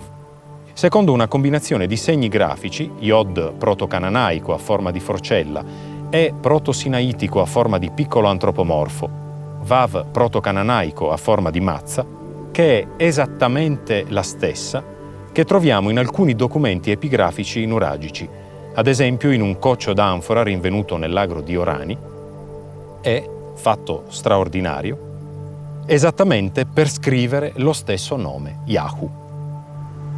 La corrispondenza tra quanto ha appena spiegato il professor Corrias e quanto è scritto nella Bibbia in relazione al ritrovamento della famosa placca delle maledizioni del monte Ebal è talmente palese che non richiede spiegazioni. È sufficiente leggere ciò che è scritto nel libro del Deuteronomio al capitolo 27. In quel giorno Mosè ordinò al popolo: quando avrete attraversato il Giordano, ecco quelli che staranno sul monte Garizim per benedire: Simone, Levi, Giuda, Issachar, Giuseppe e Beniamino.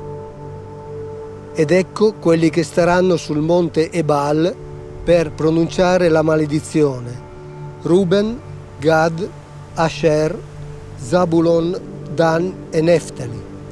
E i Leviti intoneranno e diranno a voce alta a tutti gli israeliti una serie di maledizioni. Non sto a leggervele tutte, ma ad esempio: maledetto colui che fa un'immagine scolpita o di metallo fuso, maledetto colui che disonora suo padre e sua madre, maledetto colui che sposta i confini del suo prossimo, e così via. Quindi effettivamente questa corrispondenza è straordinaria, perché indica corrispondenza tra il Medio Oriente e la Sardegna e indica corrispondenza tra ciò che è scritto nella Bibbia e ciò che gli archeologi effettivamente hanno ritrovato. Questo è certamente l'aspetto più sensazionale degli studi di Luigi Sanna. La decifrazione dei documenti epigrafici nuragici ha consentito infatti di aprire uno spiraglio inedito sul culto degli antichi sardi, in cui vigoreggia incontrastata la figura divina il cui nome è attestato sistematicamente nei documenti. Yahu, Yah, Yahweh, le tre forme del nome del Dio di Israele. Questo dato sorprendente consente anzitutto di ipotizzare l'identità della divinità adorata nei Megara, edifici che, come abbiamo visto, presentano singolari corrispondenze con i luoghi di culto tipici dell'area siro-palestinese. In secondo luogo, la presenza onomastica di Yahweh nei documenti epigrafici sardi consente di gettare un ponte inedito e forse insperato tra il Mediterraneo occidentale e il Mediterraneo orientale, all'insegna del culto reso alla stessa divinità, quella nota, appunto, con il nome di Yahweh, e le sue varianti Yah, già attestata nella Bibbia, e Yahu, presente in numerosi documenti extrabiblici, tra cui ad esempio la celebre iscrizione del tempio di Ammone a Soleb. Le epigrafi nuragiche sono di fatto dei brevi testi di lode o di invocazione del Dio, del quale esse consentono anche di evidenziare due aspetti fondamentali. Il carattere luminoso reso attraverso la frequente presenza del termine semitico nur, luce, come nel caso della cosiddetta pietra di Aido Maggiore, nella quale si legge la sequenza alfabetica Nun, Resh, Yod, E, Vav, E. Nur Yahweh, luce di Yahweh. In secondo luogo il carattere taurino, indicato soprattutto attraverso il termine Ag, toro, voce nuragica attestatissima nelle iscrizioni sarde arcaiche, probabilmente riconducibile alla radice indoeuropea Ak, essere appuntito, essere acuto, ovvero all'accadico Agu, scure, ebraico H, uncino, con evidente riferimento all'elemento distintivo fondamentale della taurinità, ovvero le corna. Un capitolo fondamentale dello studio della civiltà dei sardi nuragici è quello del loro rapporto con le altre grandi civiltà che fiorirono nel Mediterraneo antico. Abbiamo già visto come fin da epoche molto remote la Sardegna fosse al centro di una complessa rete di traffici che la collegava con la Grecia, Creta, Cipro, le coste dell'Africa settentrionale e la penisola iberica. Ma con nessuna delle grandi civiltà del Mediterraneo i sardi ebbero una relazione così complessa e profonda come con l'antico Egitto.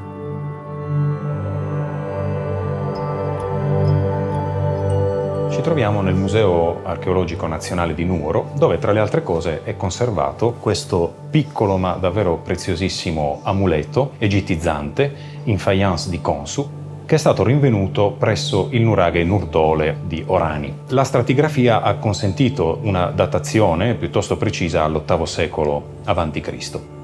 Ora, di per sé, questa tipologia di oggetti è piuttosto ben attestata nella Sardegna nuragica. Si tratta di oggetti per l'appunto egittizzanti. Questo è un amuleto, ma sono molto presenti anche gli scarabei o i cosiddetti scaraboidi, che riproducono appunto la tipologia, lo stile, le fattezze e probabilmente anche le intenzioni costruttive e realizzative di questi stessi oggetti nel contesto dell'antica cultura egizia.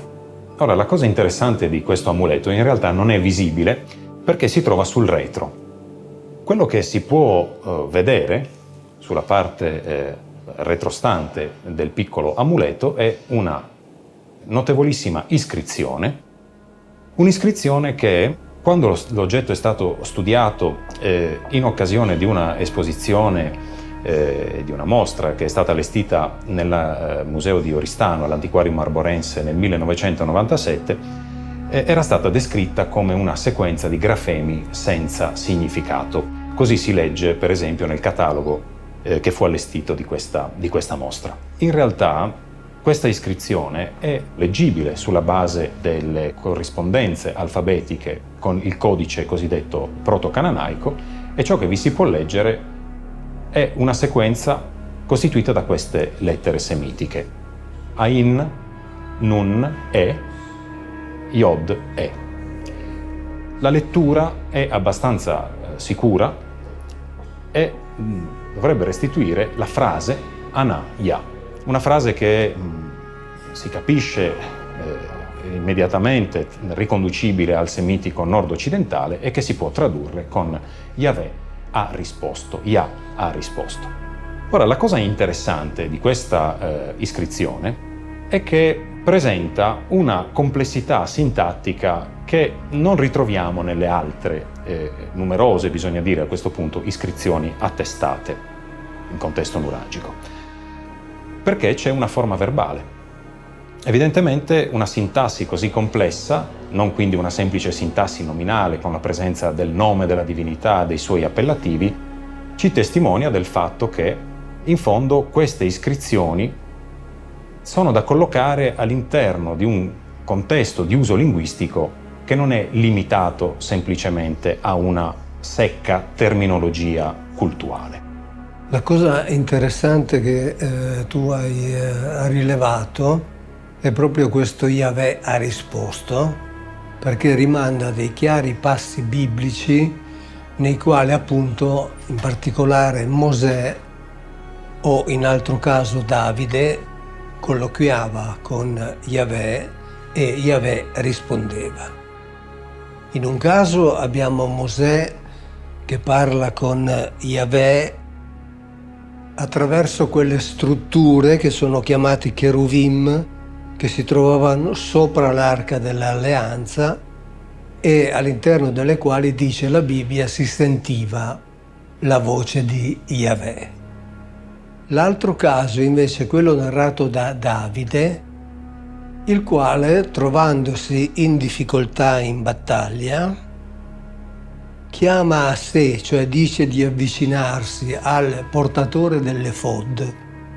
L'efod era uno strumento che veniva indossato con delle spalline, aveva, secondo la Bibbia, delle pietre preziose che richiamano ovviamente anche altre funzioni, e solo dopo aver avuto l'efod vicino Davide può parlare con Yahweh e Yahweh risponde. Quindi è interessantissimo vedere leggere in questo amuleto ciò che si legge nella Bibbia. Cioè Yahweh ha risposto, il che vuol dire che Yahweh è stato chiaramente interpellato. Vorrei aggiungere che questa iscrizione, pur nella sua singolarità, sia dal punto di vista del contenuto, sia dal punto di vista della tipologia, è perfettamente coerente con il corpus di iscrizioni nuragiche documentate dal pluridecennale studio di Luigi Sanna, che ci rappresentano una situazione di culto destinato a questa divinità, per l'appunto Yahweh, il cui nome, come a questo punto dovrebbe essere noto, ricorre nelle tre forme del tetragramma Yahweh, del trigramma Yahu e del digramma, come in questo caso, cioè Yah. Yahweh ha risposto è una iscrizione che ci porta direttamente, secondo me, nel cuore anche della religiosità nuragica. Il senso di un'iscrizione come questa su un amuleto di questa fattura può essere quello di un ex voto, per esempio, o quella della manifestazione di gratitudine nei confronti della divinità che, perché no, secondo le modalità con cui Yahweh comunicava anche con Israele, può essersi manifestata anche con il popolo dei Sardi antichi che hanno realizzato questo oggetto. Tra l'altro la forma Yah è attestata sempre in un termine che molti pronunciano senza conoscerne realmente il significato, che è, come diciamo noi, alleluia. In realtà è alleluia, cioè l'imperativo allelu è lodate Yah, cioè lodate Yahweh. E quindi abbiamo questa ulteriore corrispondenza in questa particolare forma di scrittura del nome.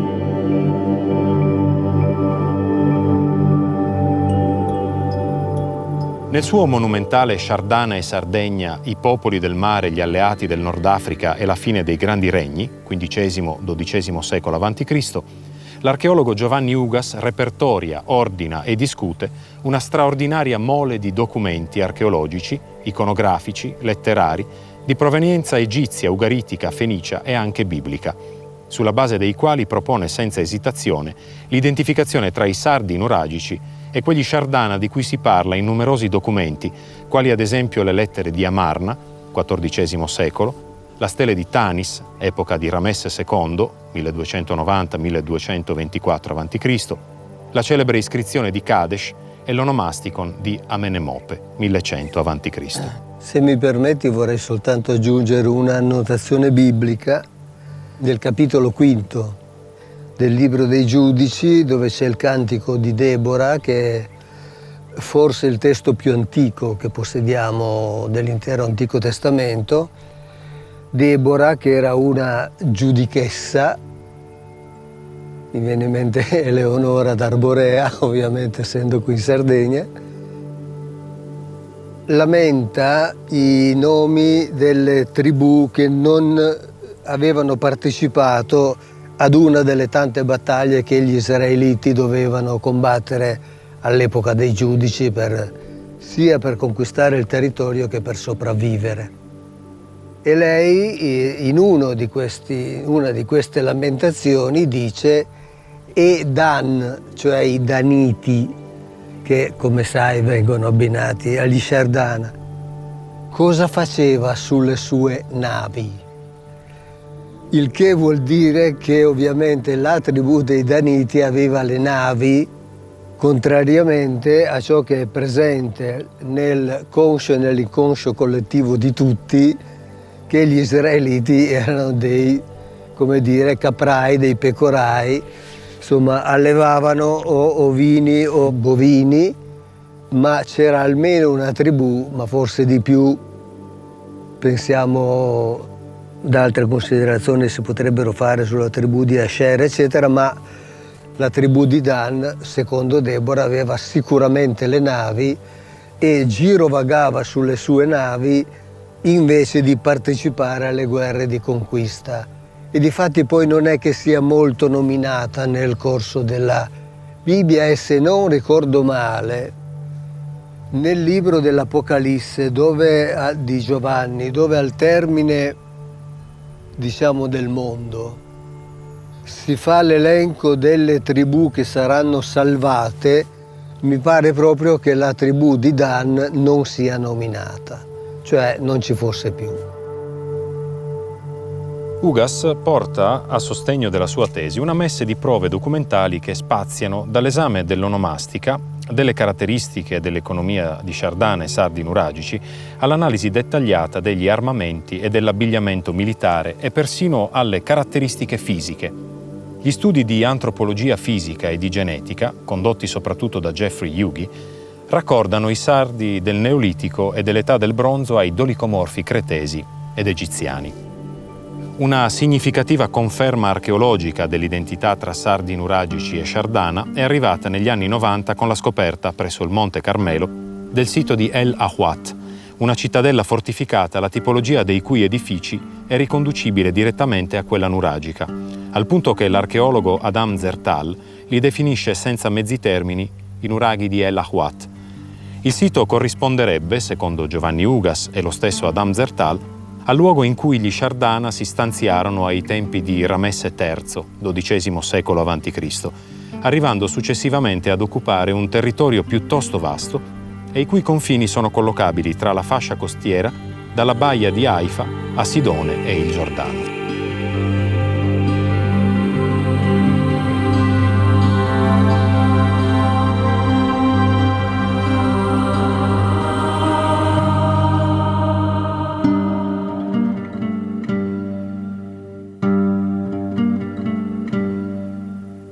Il culto legato ai Megara, con le sue significative somiglianze con il culto di Yahweh descritto nella Bibbia, si afferma in maniera decisa, come si è detto, soltanto alla metà del XIV secolo a.C., in corrispondenza con il verificarsi di un fenomeno macroscopico davvero notevole: la perdita di monumentalità di una tipologia di edifici di culto nuragici tra le più note anche al grande pubblico, le cosiddette tombe dei giganti.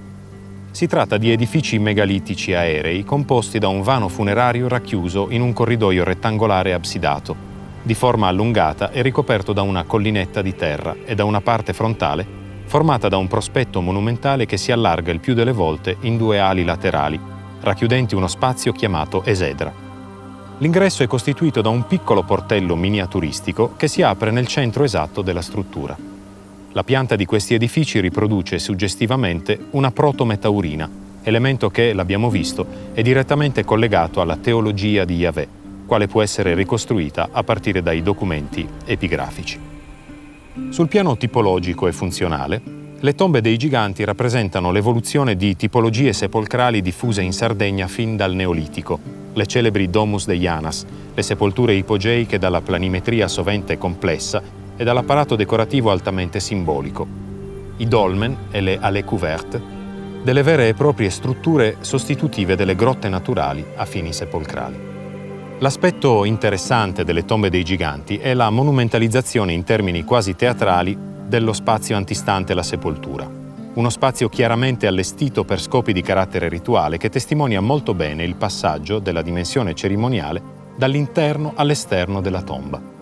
Nel Neolitico il culto ed i riti collegati agli spazi funerari vengono praticati all'interno delle sepolture, come si ricava dal dato archeologico. La presenza di numerose decorazioni simboliche, il ritrovamento all'interno degli ipogei delle offerte ai defunti, fra le quali spiccano le statuine della Dea Madre, testimonianza dell'ancestrale ritualità preistorica pan-mediterranea, che spesso accompagnavano gli inumati. Infine, alcuni particolari funzionali all'azione rituale, come le coppelle profondamente incise e i focolari ricavati nei pavimenti delle camere funerarie.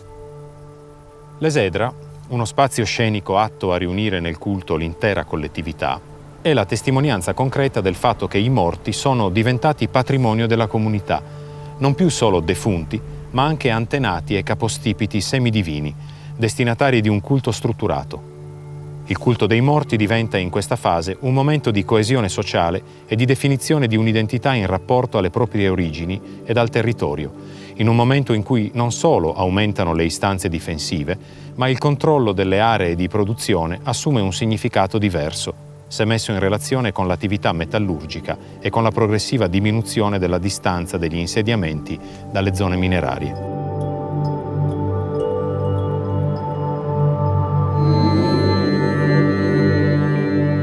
Siamo nel territorio di Borore e ci troviamo presso la splendida tomba dei giganti di Imbertighe. Quello che oggi possiamo vedere di questo splendido monumento funerario è qualcosa di piuttosto diverso rispetto a quello che avremmo potuto vedere circa un secolo fa. Dico questo perché proprio a un secolo fa risale la preziosa e interessantissima documentazione fotografica realizzata dall'archeologo scozzese Duncan Mackenzie.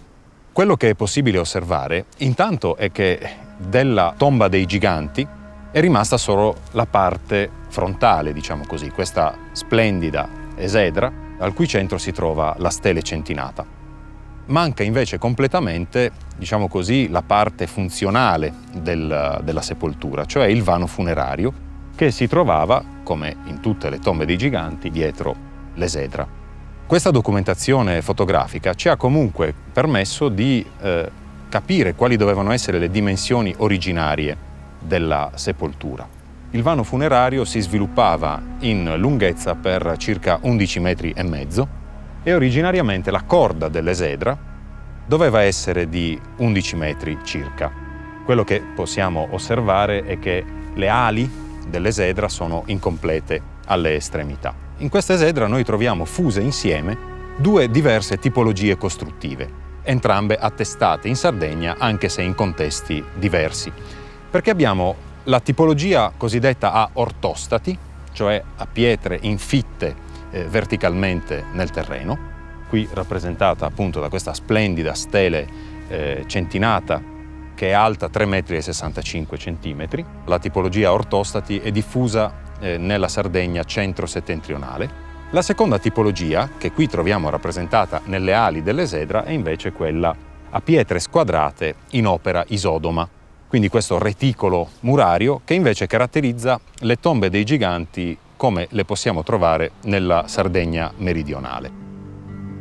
Non possiamo ricostruire se non in maniera indiziaria e congetturale la ritualità che aveva nelle esedre delle tombe dei giganti il suo teatro.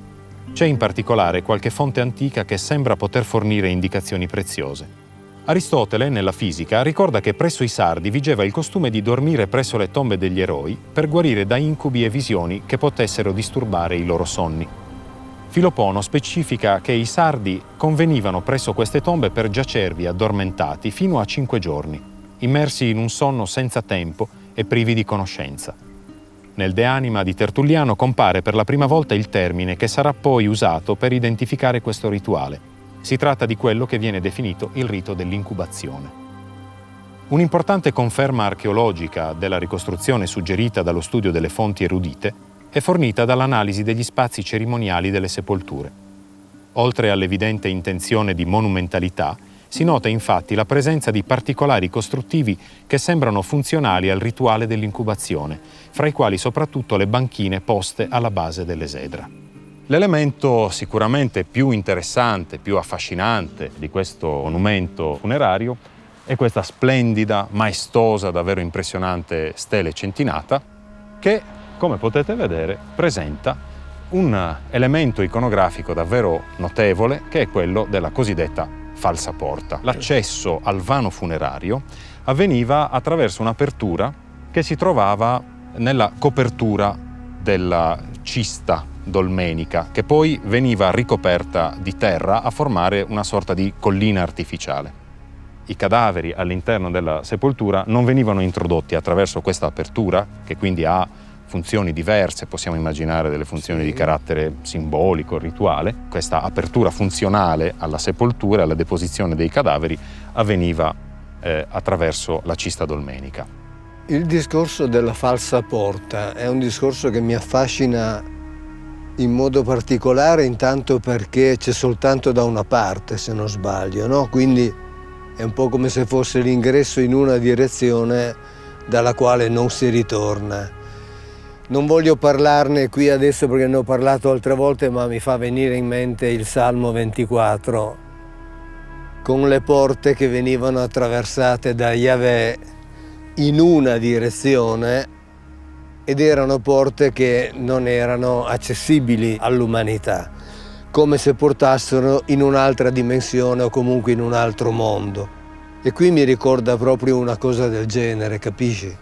Cioè una porta che in effetti c'è, ma attraverso la quale l'umanità non può passare, se non ovviamente in certe condizioni. Poi il fatto che tu dicevi appunto che le tombe realmente erano dall'altra parte vuol dire appunto che di qui si passava verso l'altro mondo, anche se i morti venivano inumati di là, ma poi di là non si tornava indietro, insomma.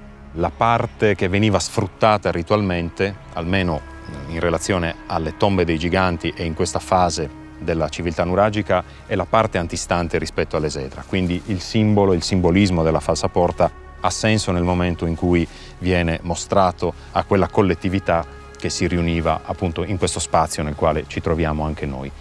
Effettivamente il simbolismo della falsa porta è uno dei più diffusamente e più chiaramente attestati, direi in maniera abbastanza trasversale, nelle civiltà arcaiche, in Sardegna in particolare. Perché?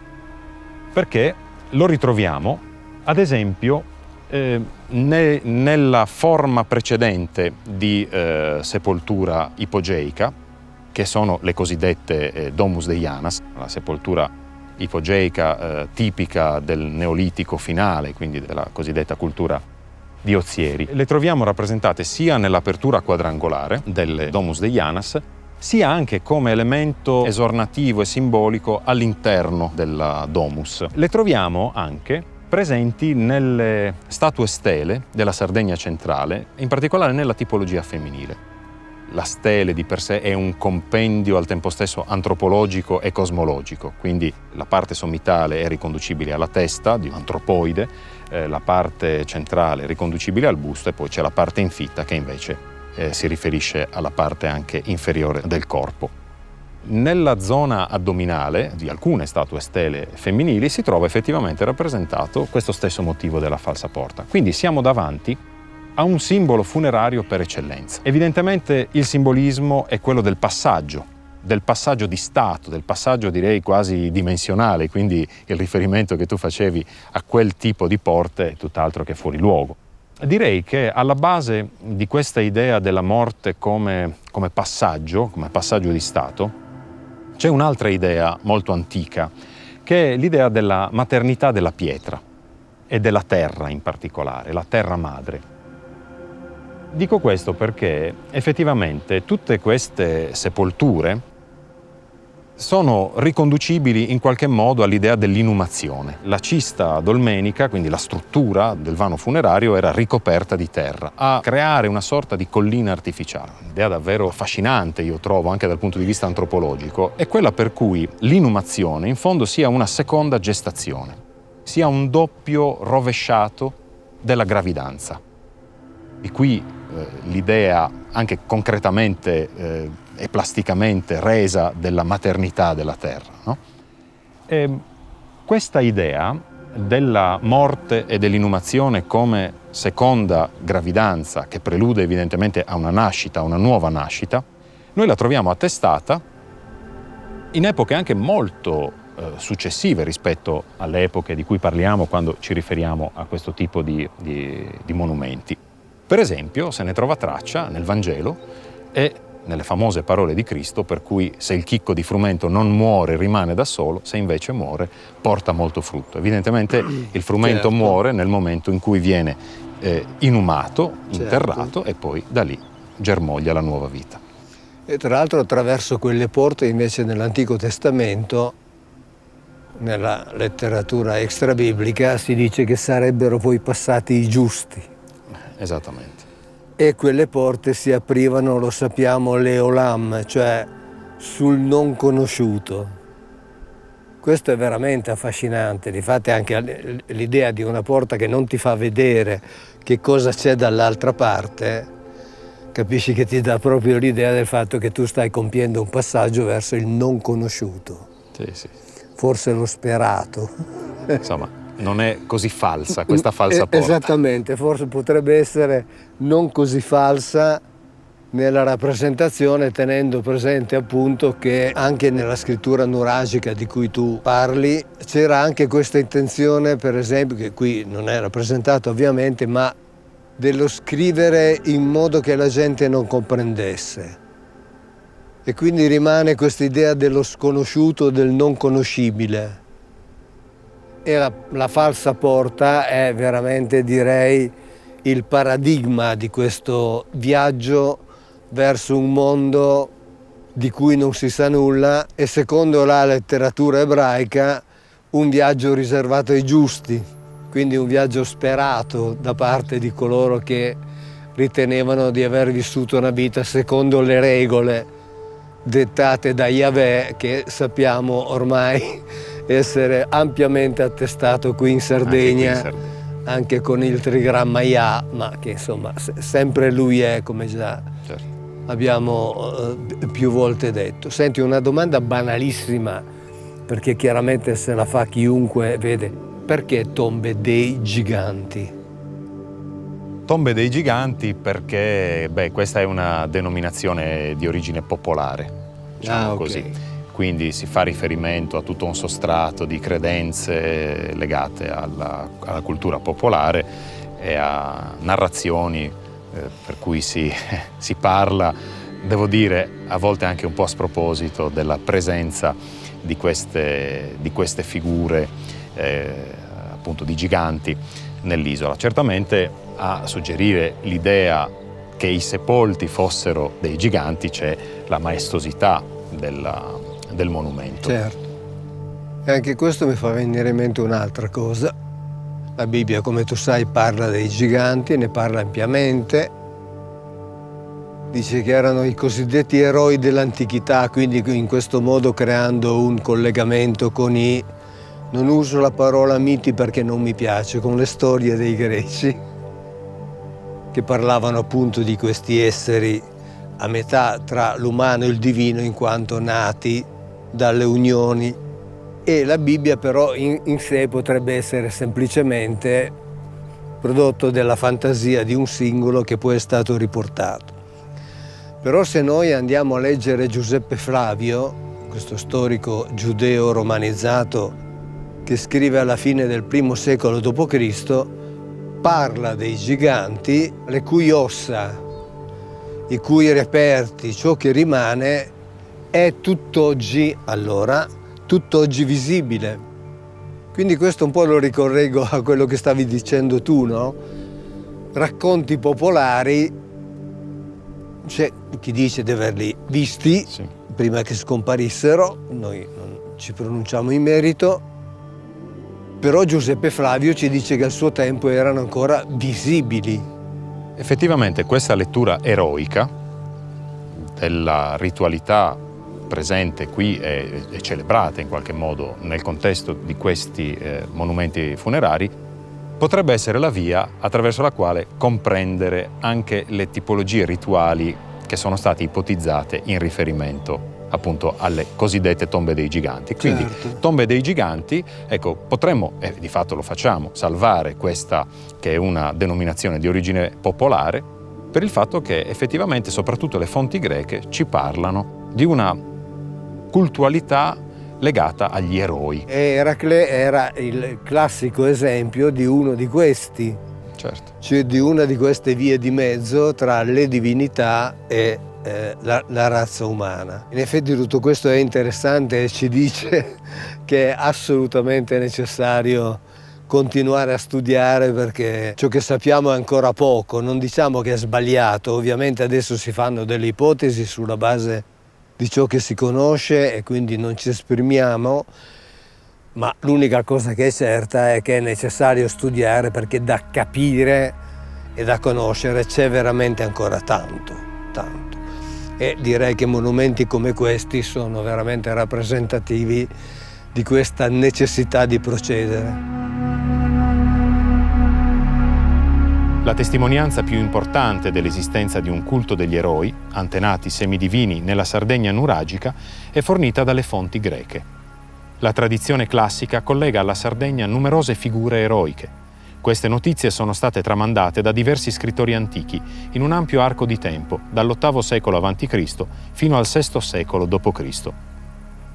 Una prima forma di organizzazione di tutte le testimonianze si trova già in antico nel 10° libro della Periegesi del geografo Pausania, che tramanda un quadro abbastanza completo dell'intera vicenda mitica legata alla Sardegna, sebbene con qualche variante rispetto alle notizie tramandate dagli altri scrittori antichi. Quando la Bibbia parla dei figli degli Elohim che si uniscono con le figlie degli Adam e dice queste diedero loro dei figli, che poi vengono identificati dai greci con i gigantes, cioè con i giganti, e la Bibbia usa una terminologia che potrebbe tranquillamente essere estrapolata dalla Bibbia e posta in uno qualunque degli autori greci che tu hai citato, e la Bibbia dice sono questi i famosi eroi dell'antichità. Cioè direi che anche qui c'è una corrispondenza che è straordinariamente innegabile. Trovare nella Bibbia un'affermazione del genere, ti dico francamente, quando l'ho letto la prima volta mi è venuta un pochettino di pelle d'oca, perché chiaramente pensare alla Bibbia che si faccia riferimento agli eroi dell'antichità, cioè la Bibbia che ha come unico punto di riferimento il suo Dio e tutto il resto è il nulla, pensare che la Bibbia faccia riferimento agli eroi dell'antichità è veramente qualcosa che ti lascia quantomeno perplesso e apre tutta una serie di punti interrogativi. I primi coloni a giungere in Sardegna sarebbero stati i Libi, guidati da Sardus, figlio di Maceride, nome che la tradizione egizia e libica dà al famoso eroe greco Eracle. Sarebbe stato proprio Sardo a dare all'isola il nome di Icnusa. Egli non fondò città, ma si insediò con i suoi compagni in ripari e capanne, unendosi alla popolazione locale. A questa prima colonizzazione sarebbe seguita quella di Aristeo, figlio di Apollo e della ninfa Cirene, giunto nell'isola su consiglio della madre insieme ad un gruppo di greci fuggiti dalla Beozia.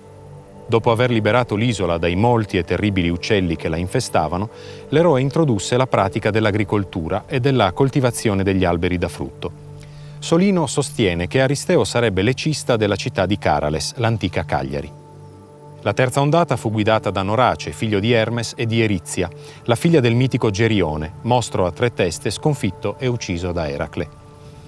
Norace arrivò in Sardegna alla guida degli Iberi, provenienti da Tartesso, e, sempre secondo Solino, fondò la città di Nora. L'ultima spedizione fu quella di Iolao, figlio di Ificle e quindi nipote, oltre che amico inseparabile, dell'eroe Eracle. Le fonti raccontano che egli giunse in Sardegna in conseguenza di un oracolo e che portò con sé i Tespiadi, i figli di Eracle e delle 50 figlie del re Tespio. Iolao sarebbe anche l'eroe che più si è adoperato per il benessere della Sardegna. Pacificatore dei popoli indigeni divisi da tante discordie, egli avrebbe fondato le città di Olbia e di Ogrile, avrebbe dato il nome ad una stirpe, quella degli Iliensi, dopo aver colonizzato e reso fertile la pianura che da lui prese il nome di Iolea.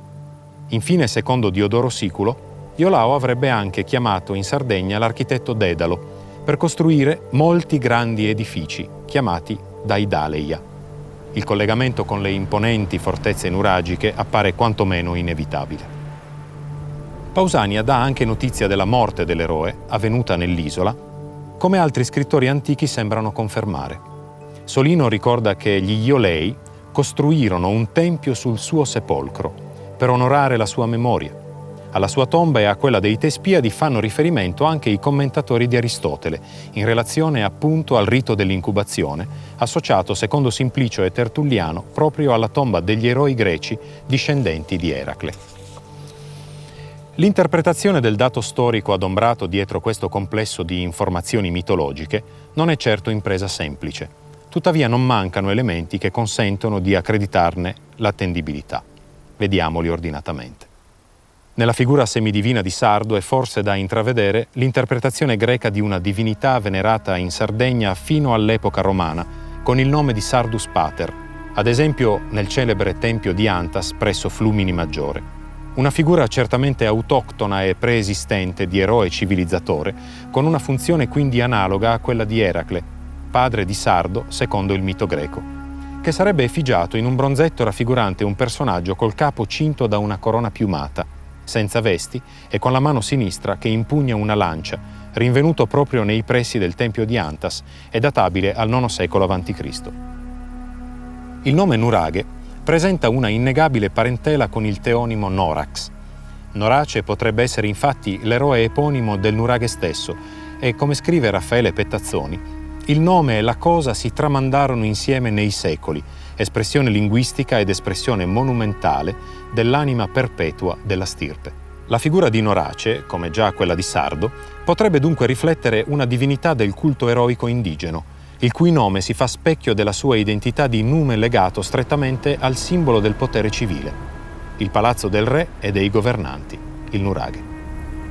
Non sembra perciò strano che anche nella tradizione greca Norace sia un eroe che viene da Occidente, e più precisamente da quella zona del Mediterraneo occidentale, nella cui toponomastica è diffusa la radice Nur. Secondo l'ipotesi di Giovanni Ugas, i modellini di Nuraghe dell'età del ferro non sarebbero altro del resto se non rappresentazioni aniconiche proprio di quell'eroe, in una fase nella quale il culto avrebbe subito un profondo processo di concettualizzazione.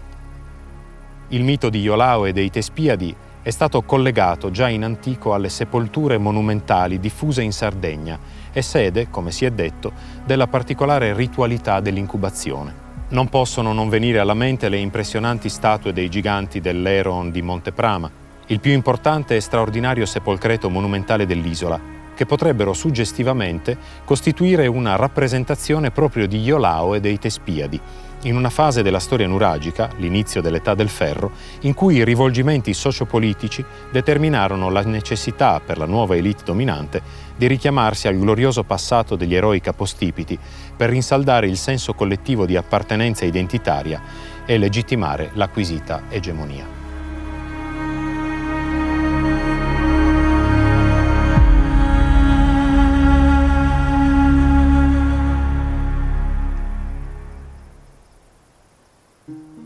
Caro Matteo, Caro Mauro, non posso dire che siamo arrivati alla fine del nostro mini Grand Tour. Ti Diciamo che abbiamo condotto un percorso, abbiamo fatto una serie di tappe nelle quali ci siamo fermati e soffermati con grande interesse, secondo me, per me e per te. Spero di grande interesse anche per i nostri amici che ci seguono da tempo. È stato un mini Grand Tour che, devo dire, ha vissuto anche delle variazioni molto divertenti di cui in un qualche modo daremo conto, perché ne vale assolutamente la pena, se non altro per l'unicità del territorio in cui si sono verificate queste variazioni. E quindi da parte mia do appuntamento ai nostri amici per il proseguimento di questo nostro Grand Tour, che spazierà ancora per territori più larghi, perché abbiamo già in testa altre cose che non voglio assolutamente anticipare, ma che, diciamo così, ci porterà a navigare verso mari più ampi. Mi accodo assolutamente a questa tua riflessione. Questo è stato ovviamente un percorso, uno dei tanti possibili. Però credo che in ogni caso siamo riusciti a arrivare al cuore di quella che era la civiltà nuragica attraverso anche gli esempi che abbiamo scelto di presentare ai nostri amici. E appunto ci saranno sicuramente degli sviluppi. Esatto. E spero, con questo concludo, che i nostri amici colgano quella considerazione che facevamo tra me e te in questi giorni anche, l'assoluta straordinarietà dell'affermazione che Yahweh era presente in Sardegna, al di là di tutto ciò che si pensa o si pensa di sapere normalmente. E quindi vi diamo appuntamento alla prossima. Ciao Matteo. Ciao Mauro e ciao a tutti.